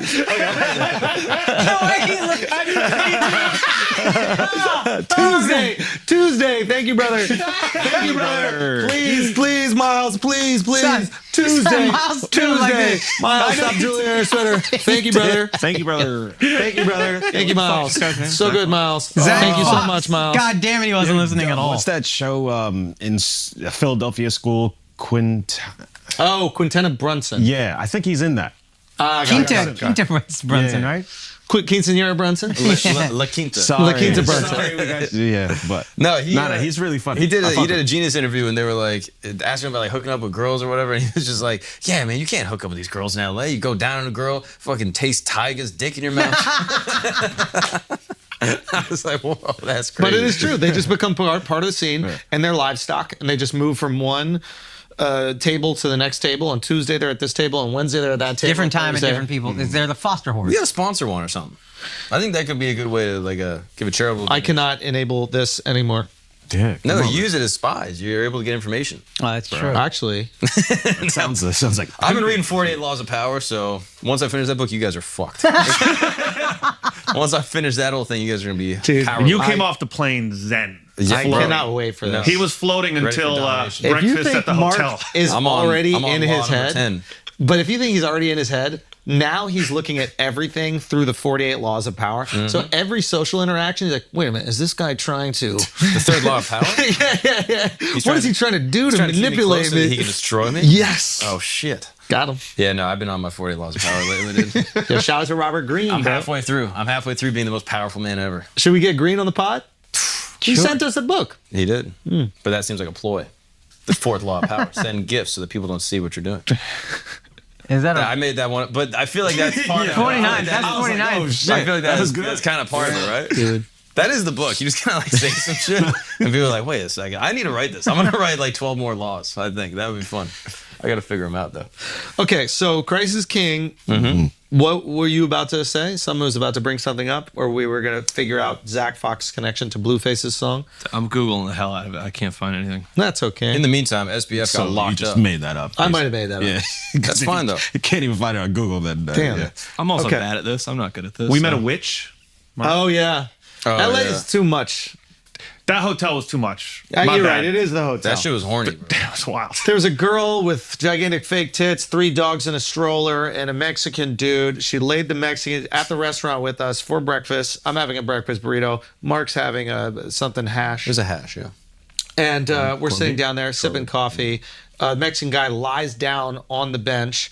The lady takes off her necklace and starts waving her necklace over the guy's head and chest and like speaking riddles and stuff. That was just Spanish, but yeah. Was it Spanish? Yeah, okay. Spanish. But it was a white bitch. I didn't think she spoke Spanish at all. But she was, and now keep in mind, Mark believes in demons. Yep. He is a very gullible guy. Spiritual. We say spiritual. Oh, spiritual. Is that the word? yeah, Spiritual. yeah. Yes. He's a very spiritual guy. So Mark is Big not Ben even, Shapiro supported this guy. he's not even looking over. He's not even looking over his shoulder. I'm surprised you stayed. Oh, I was freaked out, but I was clocking her in the mirror though. There was Yo, a mirror on the side. I I'm couldn't not even gonna see her lie. in the mirror, bro. I was afraid. It was wild. It was a copper energy Dude, fucking I had amulet. no- She's Dove dangling. kept going, hey, look, like this. I didn't know He she was was trying to doing get the gold out of that amulet. So he goes. I'm looking at Instagram because Instagram is serving up like amazing foot content. Oh, really? Yeah, it was going crazy. Fire. So I'm looking at my phone and Dove's like, hey, going like this. I notice there's a mirror behind me. I look at the girl. I think because she's looking at my direction, I think she's catching my foot Oh, okay. Instagram content through the mirror. Yeah. And I'm like, is Dove telling me to like get the foot stuff out, whatever like that? I'm like, oh, I'm so embarrassed that like I'm looking at foot stuff. Oh my God, well, it's so embarrassing. And then I noticed that this bitch is doing spells with no embarrassment at all. Oh my She God. hired from the hotel. No, I think they were on. They were having a regular breakfast. Yeah. The fuck? Stop breakfast. Spells. Also, he's being a Three Yorkies in a baby stroller, and the guy was normal. This like is a LA. normal, like He was LA a black Dodger dude wearing until hat. he started doing the spells, and Show's like, nah, he's Nah, Mexican. he's a Mexican. Had to be Mexican. Had to be. Couldn't be Immediately. Haitian? Say again. Hey, bro. Well, actually, we thought potentially. Might have been voodoo. Yeah, shout out barbecue. Yeah. Yo, shout out barbecue, bro. Has he responded to your DMs, by the way? Nah. He hasn't. We gotta go visit him, I think. Yeah, I think we'll take a nice little trip down there to Cannibal Ruler of Haiti barbecue. You know, a lot of people have died, Akash. It's pretty insensitive. You Yeah, suggest a it is. trip right now, you fucking cunt. Well, I saw an interview with the guy. I think that would go well for us. What do you think would happen if we went down We'd have to- a nice conversation, put out some great YouTube content. I don't see any Do risk some here. clips, ask him about Andrew Tate. Some shit go viral. I don't know, dude. Barbecue reacts to Angel. What's up, guys? I'm here at barbecue. Listen, for every head that makes it out of this room, we're going to get $10,000. We have to do a Mr. Beast YouTube video with that's barbecue. Fire. That's fire, dude. Oh my God. Some travel vlogger get kidnapped. Yeah, that's what I was referencing. Yeah, some kid yeah. went to go interview him and they just kidnapped the motherfucker for 2 weeks. That was fire. How he thought this is gonna go well, I don't He understand. does that. He like goes and like interviews gangs. Yeah, I know, but that's crazy. You knew at some point this was gonna backfire, right? Yeah. But dude, he got back. Oh, he got back? Yeah, 16 days I think he was held. So that worked. He paid some ransom, right? We don't know if he paid a ransom. How much ransom? If he ain't pay no ransom, then it's cat. Ribs? It might be cat. It might be cat. How is it? 2 baby back ribs? Is it 2 full racks? Yo, you guys are being really insensitive. Like, How's that He paid insensitive? $50K apparently. 50K to That's become the most light. toxic. But they person? wanted Yeah. like 600 something. Bro, I mean that's That's not, light work. That's worth it. yeah. Guy came up, to be Yeah. honest The with you. organic reach, dude. They wanted 400K. Yeah. That's a deal.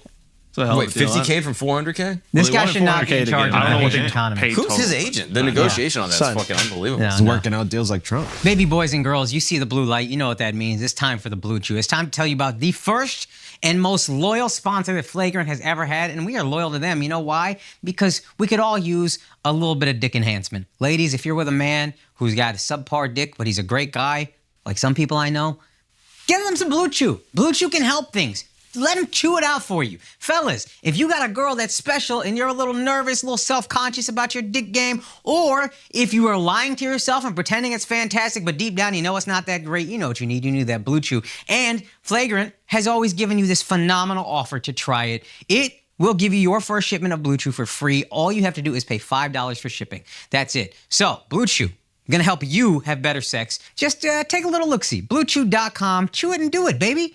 And like I said, because we're Flagrant, we always have this special deal. Blue Chew is free if you want to try it. Just use our promo code Flagrant at checkout. Just use our code Flagrant at checkout. You get $5 shipping. Again, that is BlueChew.com, promo code Flagrant. To get your first month for free, just pay $5 for shipping. Visit BlueChew.com for more details and important safety information. And obviously, shouts to Blue Chew for always being loyal to us, asshole army. Let's get back to the show. All right, guys, we're going to take a break real quick because some of you have been wrongfully injured by someone else's negligence, maybe malpractice, I don't know. But you have been wrongfully injured, and that sucks. It's hard to go through all of that. You got to deal with the doctor's appointments. You got to deal with the insurance companies. You got to deal with all kinds of shit. But did you know that if you are injured from someone else's negligence, you could be entitled to money and you could be missing out? And as hard as all of this is to go through, what's easy is submitting a claim on Morgan & Morgan. You know about Morgan & Morgan, America's largest injury law firm.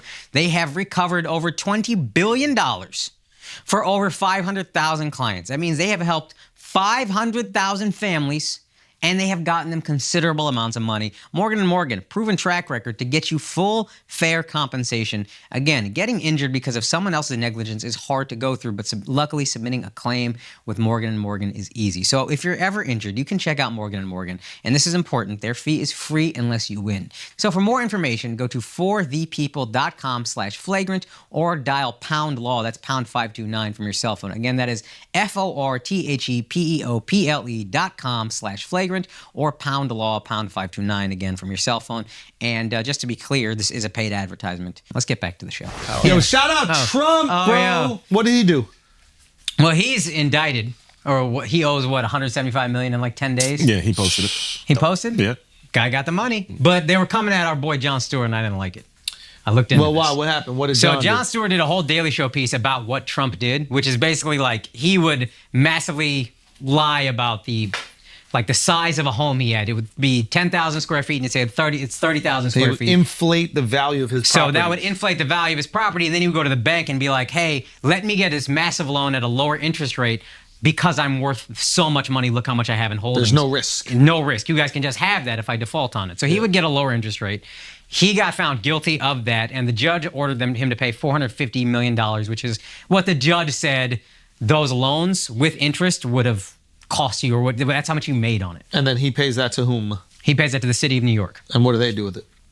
Give it back to the people through whatever the taxes to the or whatever. migrants. Give us the migrants. Exactly, yeah. that's Give what it we court. do. Yeah.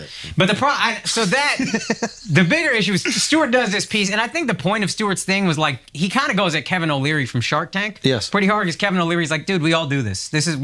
All my friends are scared. Like, what's going to happen to us? And he's like, rich people are so used to breaking the law that they're like, we broke the law and we got punished. What the fuck? And his point is, I think more so, what you guys don't understand is if poor people do this, they get thrown in jail. If you lie about your net worth to get a car loan and they find out, you get punished. It's not something you just get away with. That's not true. But Whether or not that's it. New York Post does an article like Jon Stewart does the exact same thing. He sold a house in Tribeca for $17 million. Its assessed value is $1.4 million. 1.84, yeah. These are, I looked into it, it's completely different things. I talked to a realtor friend of mine, you might know from Miami, but he basically said this assessed value is just, the city sends out officials and they have their own metrics and they say, this is how much we think the property is worth. You get taxed a percentage of that net worth, 1.8 million.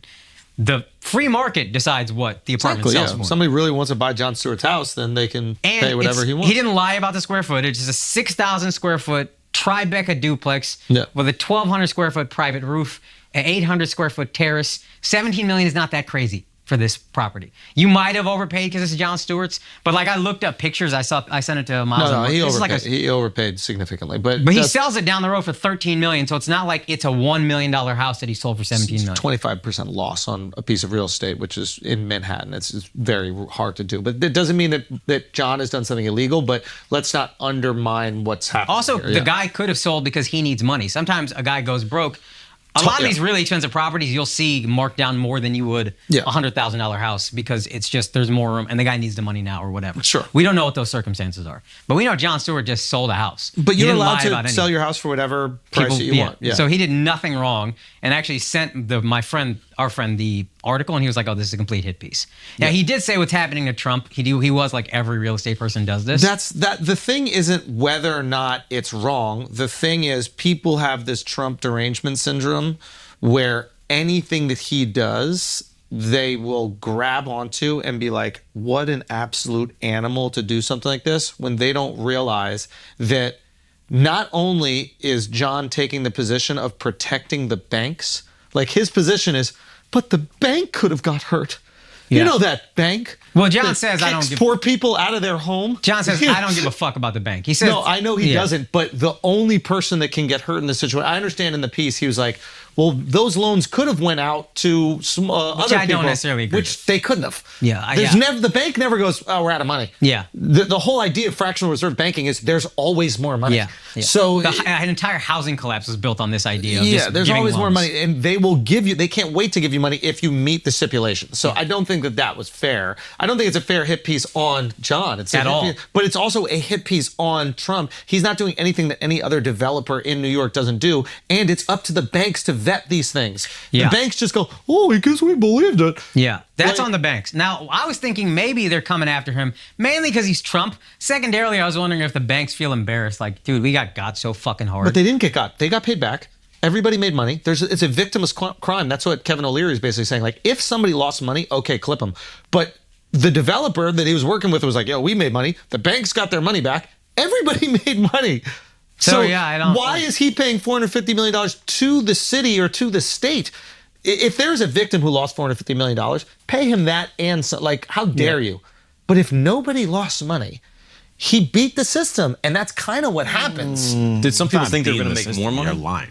Say again? Did some people think they were going to make more money? I would have to look in that. I think he made more money because of it, but I think the bank made back the interest that they want. That's what they're looking forward to. But it's still a version of fraud. Like if you're lying on this document to get a loan and you're lying about how much you're worth, it's still... I would look at it like you're still committing a crime. Maybe the severity of the crime is not that crazy, but it's still a crime. My feeling is like you can't commit the fraud if they don't verify it. Like, do we really think that the bank isn't verifying this shit? Like, I can't fathom the bank. Like, you bought a house. The amount of bullshit that you got to go through to buy a house, the amount of legal the bureaucracy, the amount of checks and credit and everything that you have to buy a piece of property. I cannot fathom when it comes to hundreds of millions of dollars of property, they're just going to be like, how much did Trumpy say it was worth? All right, I believe him. The banks know the developers are scumbags. They know, they are acutely aware of how scummy they are, and they're literally looking for margin anywhere they can get it. So they develop systems to protect against them. For whatever reason, they let that shit go. I'm just saying, like, this isn't, there are plenty of things you can be critical of Trump about. Yeah. this isn't the hill to die on or whatever, the cross to Could it be? Christ King. Could it be what you often say to, like, you talk about I think you had a drug dealer on Brilliant Idiots, and he was like, man, I got 7 years for a crime I didn't commit. Yeah. And you were like, did you do other crimes that you could have gotten more time for? Could it be the same thing with Trump? Yeah, 100%. But get him on those, like, and get him on the ones where they're victims, like that. Those to me, like, I always joke around about like him not paying the contractors and how he's my hero because the contractors are taking forever to like do any fucking renovation I want to do. I keep spending more money. I joke about it. But if there are of those contractors, those families that the whole business went under because they couldn't afford to pay their bills and like those people really hurt, that's to me a more compelling story if you're trying to assassinate this man's character. Yeah. To me, that's more interesting than, oh, Bank of America didn't count the square footage and then he was able to get a loan that he paid back and everybody made money on. Yeah, I honestly don't know. I don't think he should be prosecuted, but I'm playing devil's advocate. Again, to your point, this is the thing they can get him on. So he got away with these other things that we can't get him on. We can get him on this. So you're saying this is the didn't pay his taxes shit for Capone. Yeah, He made enough enemies, and now they're going to get him on whatever they can. And so are you mad that he got, not mad, but do you feel that it's the hit piece by John or the fact that he was even prosecuted is what's unfair? Oh, I don't care about the John thing. Like, I do whatever you want. I think my feeling is prosecuting him for this is only going to embolden his base. And rightfully so. Like, if I'm a big Trump guy and I see this guy who's like under attack, that's my and then you see this thing happening, and if you have any idea of like how real estate in this city or any city works, you're like, this is what they all kind of fucking do. Like, we're really just targeting this guy. Now it justifies that, yeah, they are targeting your guy. Now you're going to lean in 10 times more. But do you think, like, say, whoever discovered that he was doing this, or like, let's just let him do it because we don't want him in his base? But like, I feel like they should still bring the charges against him.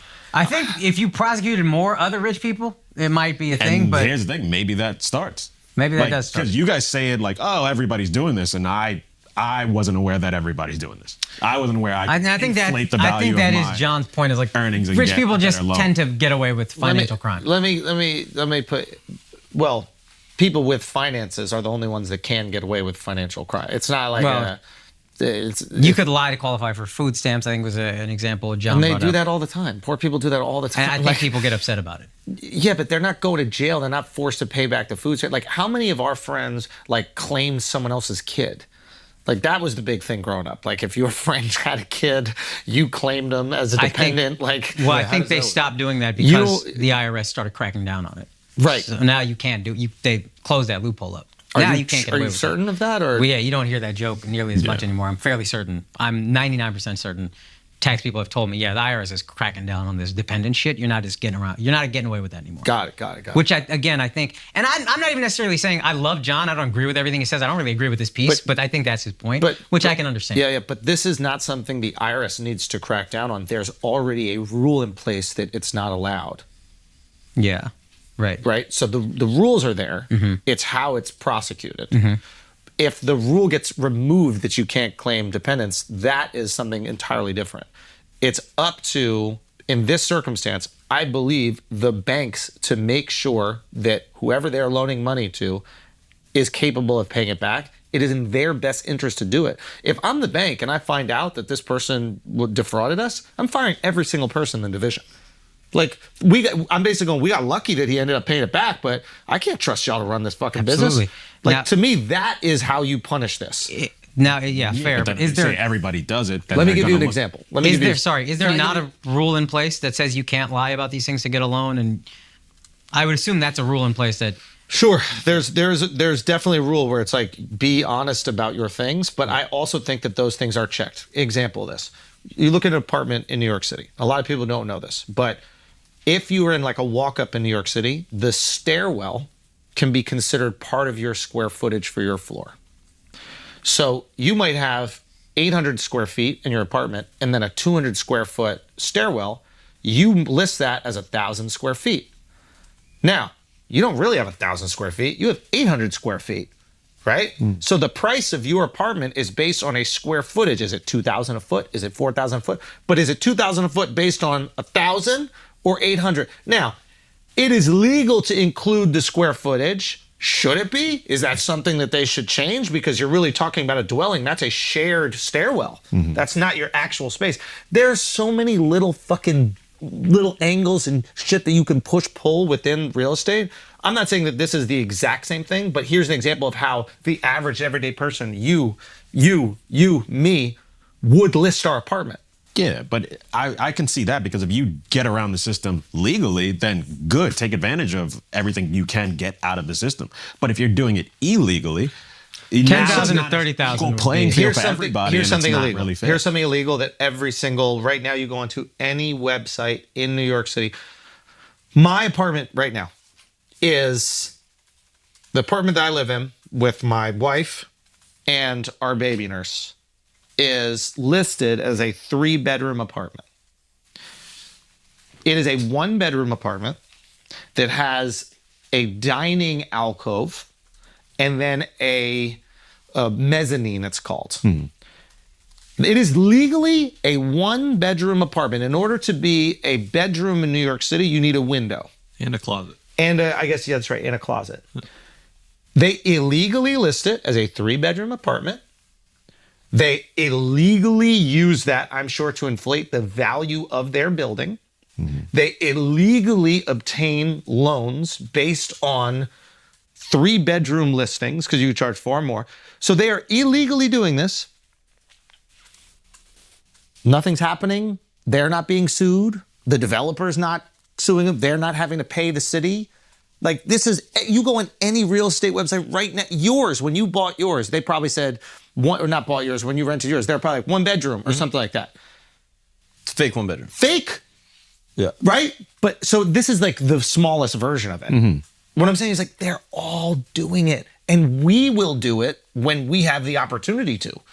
Yeah. When you sell your place, you're going to go every square inch of everything.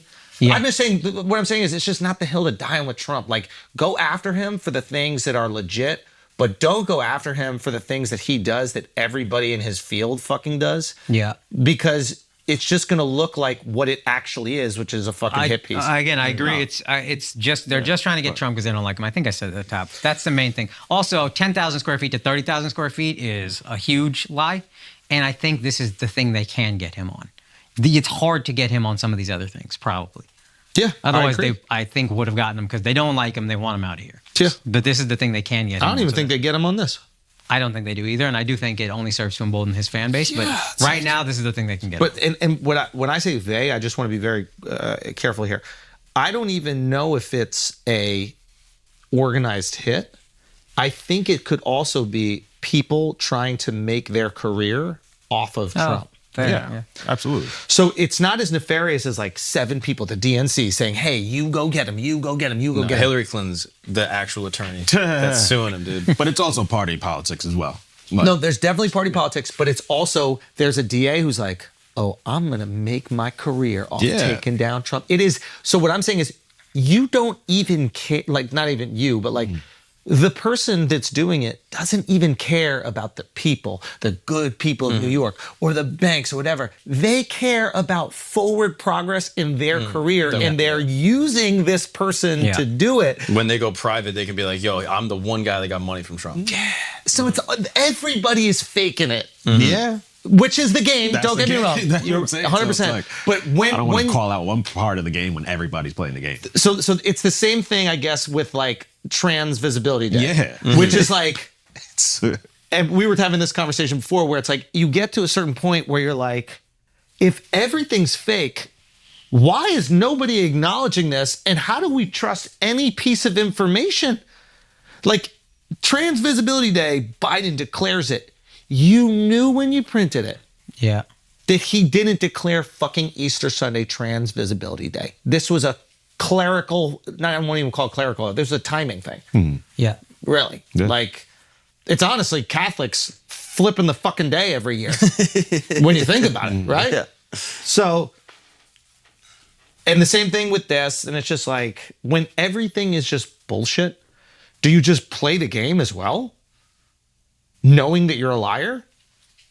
Or do you call out the truth Like, yeah, what do you do in that situation? I feel like that making fun of how absurd it is that everybody's just going along with a lie Jon Stewart is the position. But John knows. John knows better. He knows better. I feel for everyone who like calls it how he sees it, I think he's the closest to being authentic.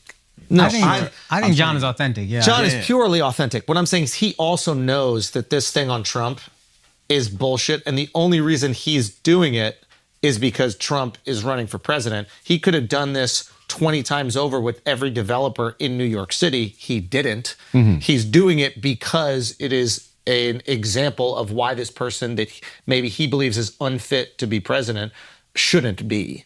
That's what I'm saying. And also he's running for public office, and he should be scrutinized just like anybody else is. 100%. And John's show is to talk about politics, so he's not going to just pick on any other developer. 100%. 100%. I'm not critical of the choice. I am critical of the choice about this specific thing when maybe there are other things that he could focus on. We spent so long on this fucking topic. Was it interesting? I have no clue what's real. I have no clue what's fake. You know what's real though? Christ is king. Christ is king. Christ is Thank king. you. Every time we say that, Miles is going to insert a picture of you at the anointing stone, touching the stone. Hell yeah, dude. You haven't been there. I didn't write them all down, so been there. don't hold me to that standard. I've been there, right? Or have I? I don't even know. Is that the wall? Do it now. You haven't been to the anointing stone, bro? He hasn't been to Israel. Wait, really? I've been to Israel. I'm gonna go It's not even on. when this whole little kerfuffle settles down. Yeah, when they get over themselves. Kerfuffle. That's what you. Wait, would be you went nice to to the go. wall, but you didn't go to. You must have gone to the Church of the Holy Sepulchre. Nah. But Brother. you went to the Jew wall. Son, I had to get my pick off, bro. Why wouldn't you get your pick off at the anointing stone? That's where Jesus was wrapped up. Hey, I didn't have enough time. And It's on the way to you the didn't wall. go to the tomb where Jesus rose to heaven. I went to the place where he went to heaven. What do you from. mean enough time? The whole shit's the size. It's like Dude. a block, right? Nah, You go- it's a whole. No, but you walk wall. from your car past this small church that has the Sepulchre Church to the Jew wall. Well, maybe As a Jew, I'm offended. my tour guy, he wasn't. He didn't bring me there. Yo, bro. we should go do a Hajj. We should go to Mecca during Ramadan, dude. I have a friend that's there right now, and he was telling me the whole shit was like you gotta like camp out and you get your whole thing, and then you spend the day doing the 500 and you go around it. If you go, I hope you get fucking kidnapped like Why that. would I get barbecue kidnapped? kid. It's just So so if there's annoying. one place he's not going to get kidnapped. Why would I it's get Mecca. kidnapped? Yeah. It's so annoying. Why? Why is it Going to annoying? do Hajj like? But you know you can't do the Hajj. Well, if I convert. Oh, you have to be a revert. Oh, really? Isn't that what it's called? Because everyone was Muslim at one Exactly. point? Oh, that's fire. Oh, that's sick. that's kind of smart. That's Yeah. sick Isn't it branding. called a revert? Can somebody look that up? Were they I'm all, pretty sure. were they that. all Muslim? Meaning like we're all Muslim in God's eyes. Oh, that's fire. Oh, okay. Oh, that's good branding. Oh, that is great, Brandon. That's I've never fire. heard No, that. no, it's great. That's fine. Can someone look that up? I want to make sure I'm not You know, wrong. you don't need to look Apparently up. It's a trend that started in We the don't, 90s. hey, we don't Say need to do again? that. We don't need to look up the facts, but we can remind you that you were all Jews before. Stop the count. Just want to. No, we weren't all Jews before because you guys wouldn't let us in, you selfish fucking greedy pieces of shit. Yeah, what the You're hell? the only ones. Yeah. Right? You could have been all Jews. You could have around. solved this whole fucking Israel-Palestine thing if you just let them dreidel up. But you didn't. Is that the answer? Is The that all we fact got to that do? they got Christians and Muslims in there. Yeah, dude. I think you guys got to bring some people in, dude. Open They it got up. the- Open it up. Open it up, Jews. Open it up. You got the toughest bounces, bro. Yeah, that's true. Like, even if, what's the rule? Even if your dad's Jew, you're not Jew. Yep. That's Oh, crazy, crazy. bro. That's Crazy. half. And I'm you can't- ready to marry an anti-Semitic girl. As long as she's Jewish. What else? I don't care. After what she marries you, feels. she will be. Speaking of Jews, dude, SBF is a real one. Yo, What do you do? keep him. He didn't snitch. Wait a minute. Tell me. What does Bro. that mean? Who do you have to snitch on? I know. Everyone else went down. Everyone else went down. What does that mean, everyone else? Everyone else that's in the organization that was like a part of FTX or Alameda, Yeah. all of them cooperated. They all turned over like one state's evidence, like gave over text messages, gave over everything. As they should. There was, well, they all were getting rich off it. Everyone was doing dirty shit. Oh, so wait, he's the only one that. Yeah. Well, yeah, he doesn't have an opportunity to snitch on everybody because he's the He's the head. He was highest up, snitched right? on. But there's got to be a way, right? No. No. There's nothing he could He's say. the top. This ain't He's the Al mafia, Capone. bro. He's the Godfather. They could go and get someone. He could get someone else. Who is he going to get? Tom Brady? Maybe. There's nobody else to David. get. He could get Larry David. There's nobody else to get. Yeah. No, SBF. He's going. Well, Free there's- him. Yeah, free SBF, low key. Free SBF. Some people were saying that his parents were in on it too, which is hilarious. Of course they're I in on believe it. that. Have you looked into this? They're both Stanford law professors. You just shook your head no. You do believe it. I do believe it. Christ is do king, believe dude. Christ is king. That one I Not a believe. single Christian crypto fraud person. That's That's probably not true, but I'm with it. no, Look that's it factual. Look it up. There's not a single Christian crypto fraud person. It's true. Look it up. Google. The Winklevi. Look up the Winklevi. Or Hindu. Or Hindu. I don't know about y'all. No, we're good. I don't know about y'all. A Denver pastor was charged. No. Pastor Keep going, charged keep going. with cryptocurrency fraud, and he said God told him to do it. Saw that one. but- Saw that one. God That's damn, the dude, crypto that's rough. coins. That don't count. Nah. Let me As opposed understand to it. crypto, what? What? No, but when you come up with the fake coins, like they Crypto just Sorry. Yeah. Yo, what happened to Crypto Zoo? That's what we need to. No, that's what we need to think of. What happened That's to you, Crypto dog. Zoo? That's you. Hey, you getting a subpoena later on, bro. Get your shit together. If SBF is getting 25 years, how long is Logan getting for Crypto Zoo? Man, he shouldn't get the same amount, but he should go to jail for a little he bit. needs to get at least 5 years for that fried chicken shit. Yo, 5 years for the prime fried chicken, Yeah. which is so racist to send that to fucking blacks. Bruh. You got literally 2 Alex. We got. Can you show me the thing? Told me that. It's on the ground. Oh, there it is. There it is. I don't even want to see it.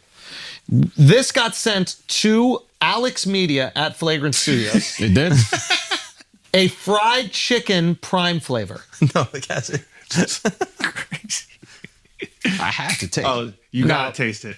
Oh, no, it's delicious. Logan gotta go to jail. You said bro. I Try had to it. taste it. That was the black Logan guy. gotta go to jail. No, I was just like, I had to. No, you. Well, I'm gonna like it anyway. I don't know anything about this. I mean, you don't flavor your chicken, so it's the same. Yeah, way too much seasoning. But you should try it. No, I'm good. That's nice. No, I'm good. It's like chicken broth or grease. Little bit of chicken That's fried. it. That genuinely is not bad. What? It tastes like bone broth. It tastes like. dude, Oh, get the fuck out of here with You this guys ever had guy, bone man. broth? Holistic bone broth? is It's why great for you're collagen. It disgusting. makes your hair look good. You guys should try this. Have a sip of that. The sound effect was really key. That's really nice, honestly. Ew. Ew, it sucks. It tastes like a ramen packet in water. That's great. Yeah, Yeah. That actually sounds pretty good. Try it. Nah, I'm not. Why? Why? Cold beer on a Friday night. I stand against this. I don't like this. It Why truly do- tastes nothing like Wait, why- chicken I in any I way. don't like anything. Can you About this. can you try it? Why don't you like anything about it? Can you try it? You're acting I'm way not too trying weird. that Now we fucking need to. shit. the now we need fuck, to know. guys? I'm Are we not on a trying that podcast or not? fucking- Al, try the fucking fried chicken. Nah, I'm not. Hey, don't force out a drink. Yeah. Al, Al, Yo! Al, You're stinking up the place. Good chicken, man. Al. Suck it up. Stop, get over yourself, dude. Try the fucking I got fried chicken. salmonella. It's not cooked enough. That's terrible. Try the fucking fried chicken. That was terrible. left me on That was terrible.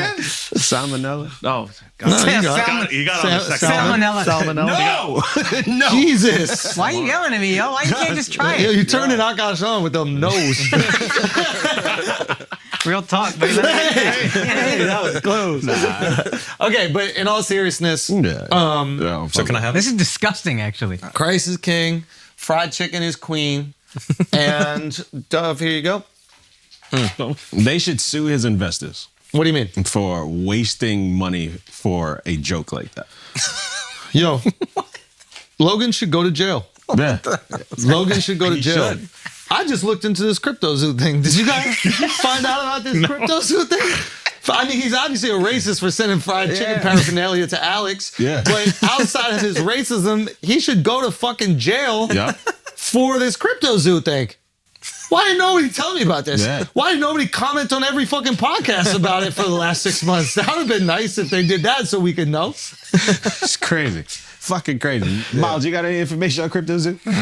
Miles hasn't got any of his money back. Yo, Yo, Miles just keeps waking. what does Miles do? Does he even switch the camera angles? Does he even switch the camera angles anymore? I'm sorry, Miles. Are we boring you? No, one of the lights. Like he literally, we need a Miles cam just so he actually pays the fuck attention.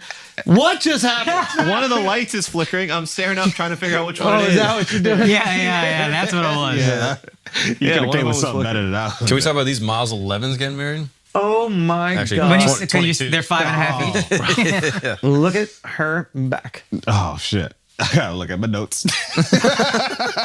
This is okay. So they're these conjoined twins. Yes, Abby and Brittany Hensel. Okay. Break down the story out. So what's crazy is that I don't even know why this became a big story right now, because she's been married since 2021. So people just discovered that she was married, and now they're reporting on it. We weren't ready. Took twice as long as a normal story. But yeah, they've actually been I actually feel a little bit bad for them, because they've been making an effort to stay out of the spotlight because they hate the attention that they get and all the questions that they get and shit like that. But we can't not talk about this because this is crazy. So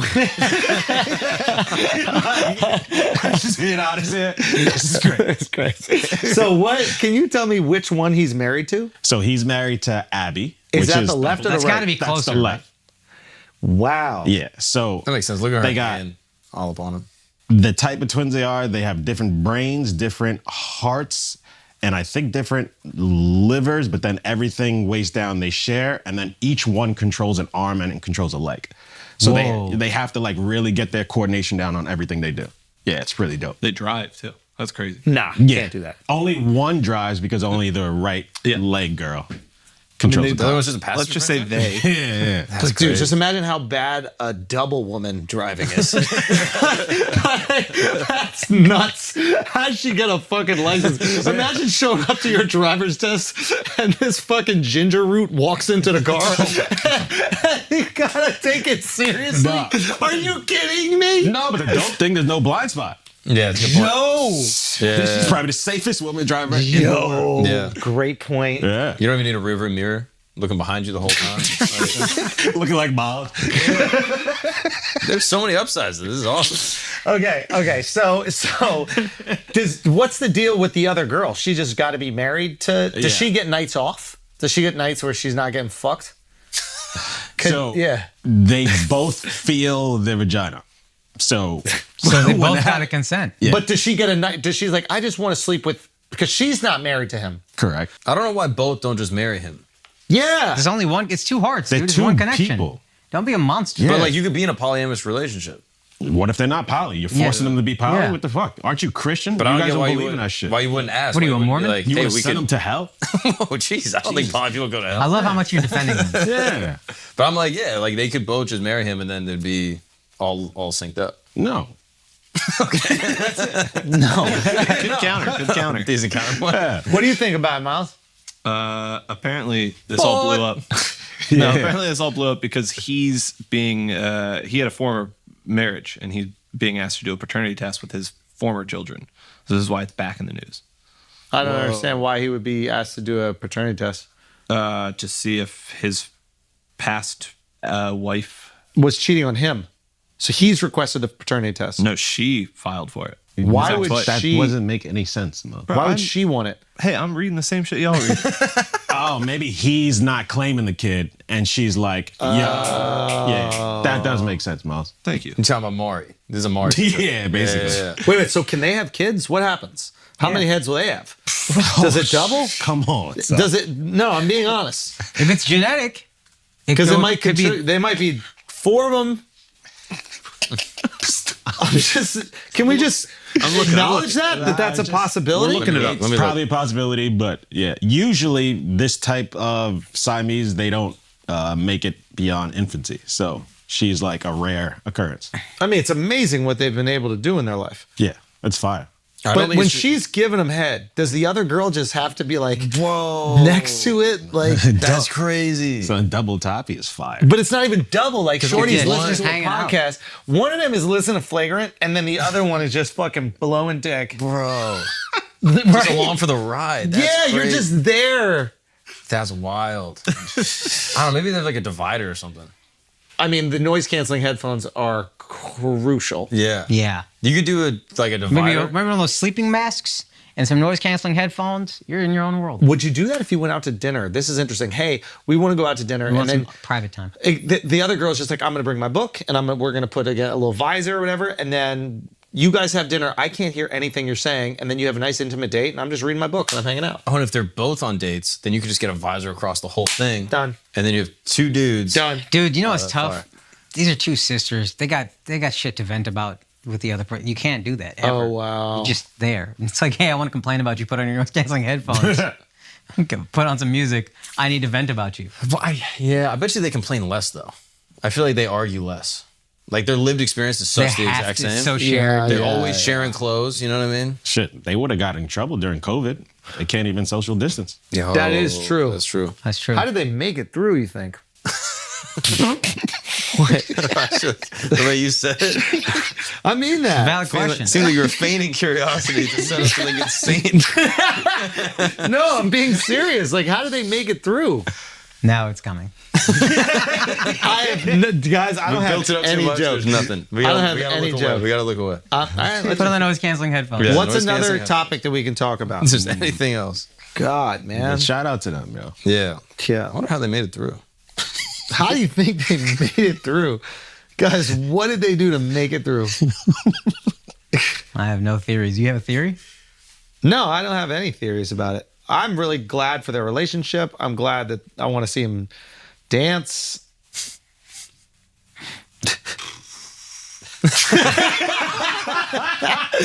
Yo, should we put on some Hillsong and just? I would rock out Hillsong. Oh, I love you Hillsong. doing wrong with that? Hillsong and Chardonnay. No, because there was no motherfucking Wi-Fi, so my Hillsongs didn't pop up. Damn. What'd you do the whole flight? I watched Three Body Problem. Oh, hell yeah. Yeah. Fire. 3 body problem. Three Body Problem. It's a new Netflix show about how. Jeez, dude. No, it's about Siamese twins that got married, bro. That's fucking. You're fucking out of your mind. Bleep that whole shit that I said and keep everything he said because that was amazing. No, Three Body Problem. It is a new Netflix show that has the worst branding I've ever seen, the worst name I've ever seen. There's a couple like casting issues, but the show itself is really compelling and interesting. It's based on this like novel, like one of the highest selling novels ever. And it's done by the guys who did Game of Thrones. And James Cameron tried to buy the rights to the novel multiple times. They just wouldn't give it to him. They finally agreed to give it to this guy. It's like one of the most best-selling books of all time. Really cool story. Wait, but the guys who did Game of Thrones, that was the ones who did season 7 and 8? No, that did all of it. the whole Benioff time. and what? Those guys did David and the David. whole thing, and then 7 and 8 is where it kind of fell off. But they did the whole. When it was they great, did. they still did it. Okay. Yes. Yeah. Yeah. Oh, I thought they brought new people. And they really did it with like no writer's room. It was them for all those great seasons that you love. Yeah. So they are. They had a I mean, they really had good set fucking of books source to material. Yeah. But lean that's on. And then their the writers' source room material. fell apart. I'll credit the source So to material. be fair to them, they have source material with an ending this time, and they don't have to make their own shitty, god-awful ending. Jesus. Yeah. Okay. Yeah. Oh, I'm in. You're nice. Yeah, bro. I'm in. You're fucking great. Anyway, Body new show problem. on Netflix. I think very interesting. How do I tell you what it's about without like giving away too much? You just watch it. Yeah, maybe just check it out. But it's cool. But if you're looking at the branding of it, or if you're looking at like trailers and that kind of shit from it, it kind of sucks, and I would see why you wouldn't want to do it. But then when you get into the story is like kind of really interesting, dense, and cool, just fire. One Is it a thing TV is, show? I don't think you can. I think they're TV show, yeah, not They a- probably had a lot of approval rights. You're not going to change the name of the book. That's what people know. Yeah. That's what it is. And then on the first teaser, I agree. You don't know what it's about. Just give it a About shot. nothing. First Is season. it going to be the show that saves us as a nation? That gives us everything to watch every single week? No, not at all. It's just another fun thing for us to watch. Fun show. I started watching The Gentleman. I'm still Oh, I heard that almost was done good. with the first episode. Yeah, I loved the movie. Did you see the movie? Guy Guy Ritchie's Ritchie, right? great. Yeah, he's great. great. Movie was great. This is kind of like taking a part of the movie and building a series off of that part. But I think it's going to be good. I'm like almost through the first episode, and it's just fun. Just great. Check It's a it out vibe? if you get a chance. It's a vibe. It's a But nice it's vibe. not like the most amazing thing, but it's like a It's good. It's quality. Yeah, it's not. good distraction. Yeah, great distraction. Good pastime. I'm rewatching Seinfeld, but my girl, she's watching it for the first time. So, Oh, really? Yeah. So it's like really fun experience. of Holding up? reliving. Oh yeah. And First she one's likes actually it. Better this time. Like there was so many things I just missed. just too young to too get young it. to get it. But Yeah. it's awesome watch. Yeah, and there's certain. fantastic. So the first season I struggle with. a couple seasons are early, but it's just a little slower. But then there's things I didn't live in New York, so I didn't get certain episodes. Now like there's one episode, Kramer, they live on the Upper West Side. He's dating a girl on the Lower East Side, and the whole episode is like this long distance relationship, and it's killing them to try to see each other. And if you're not from New York, you're like, I guess, I don't know. But when you live in New York, you're like, yeah, that's crazy, dude. Upper West, Lower East, who's doing that? There's Akash said that one of the funniest things when we first met, he was going to look for apartments, and he went to look for an apartment in Brooklyn, and he goes, the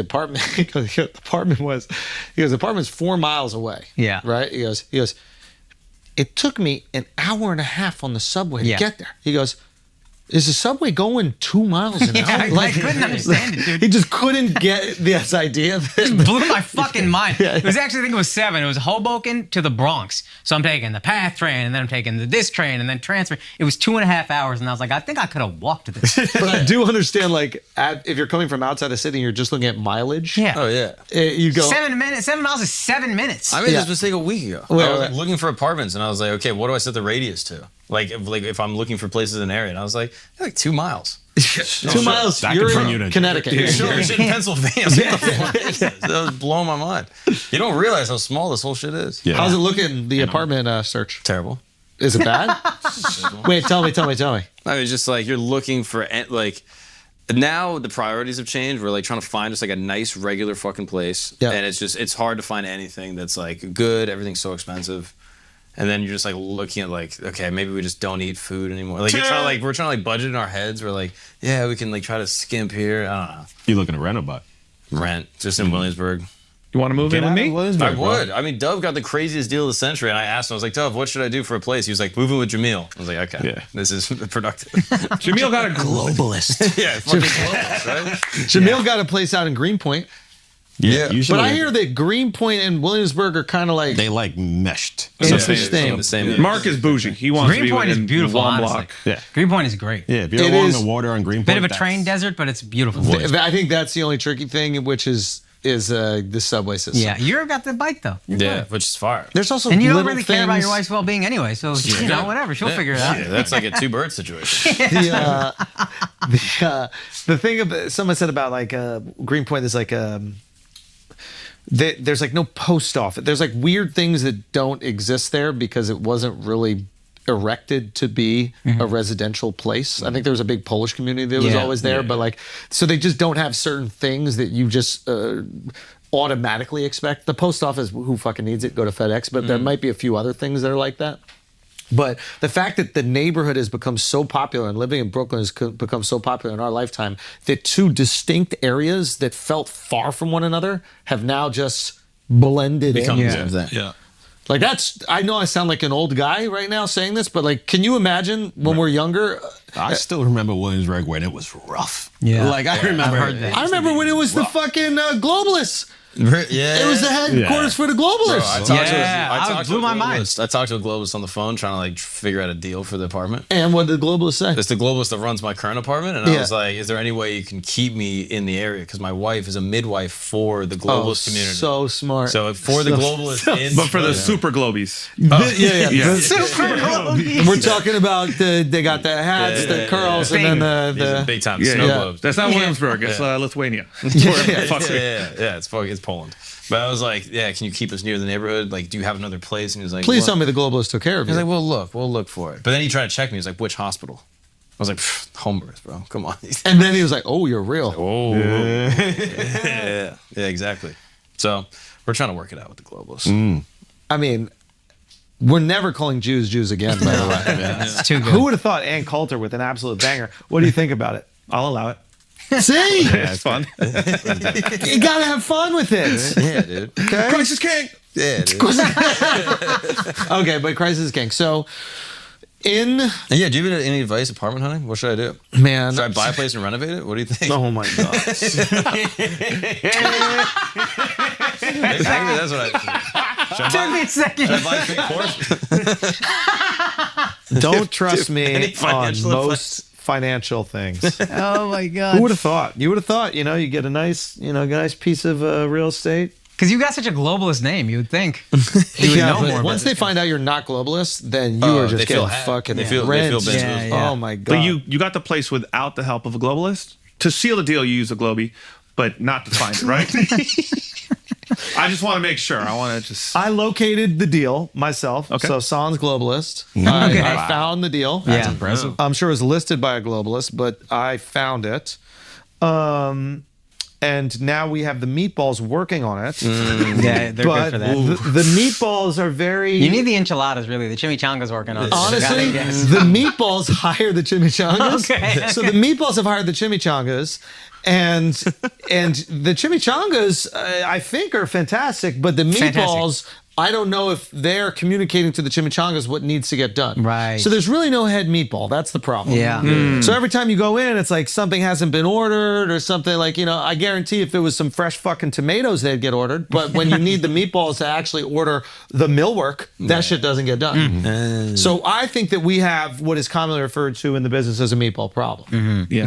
Because the Globey did help you with this space. Put up the walls, do the things. Let's be very... Oh, Let's be very the clear about meatball- this. No. But the meatball found the Globey. Nagasaki helped us with this place. Nagasaki designed this place. Yeah. A nuke designed this place.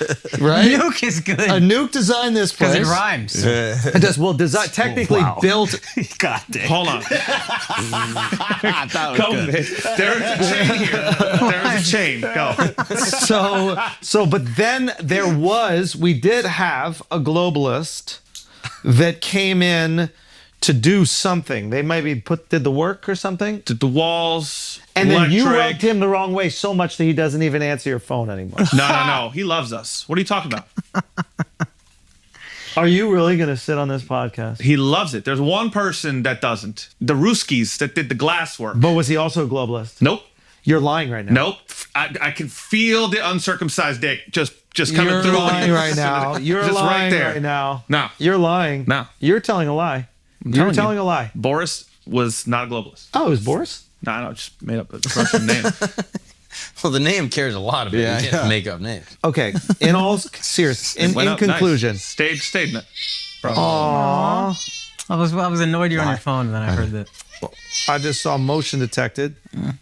Now there's a black woman stealing my baby. Whoa. You got to go do something. Yeah. You got to go do something, bro. Dude. Yeah. Oh, little poop. We did not get back after 400 years. Bro, you got an oxtail grabbing your baby? You got to go do something. Stealing my Bro, baby. can't have a beef patty doing that. Oh my god. Okay, guys, listen. In conclusion, In conclusion. Crisis King. Okay.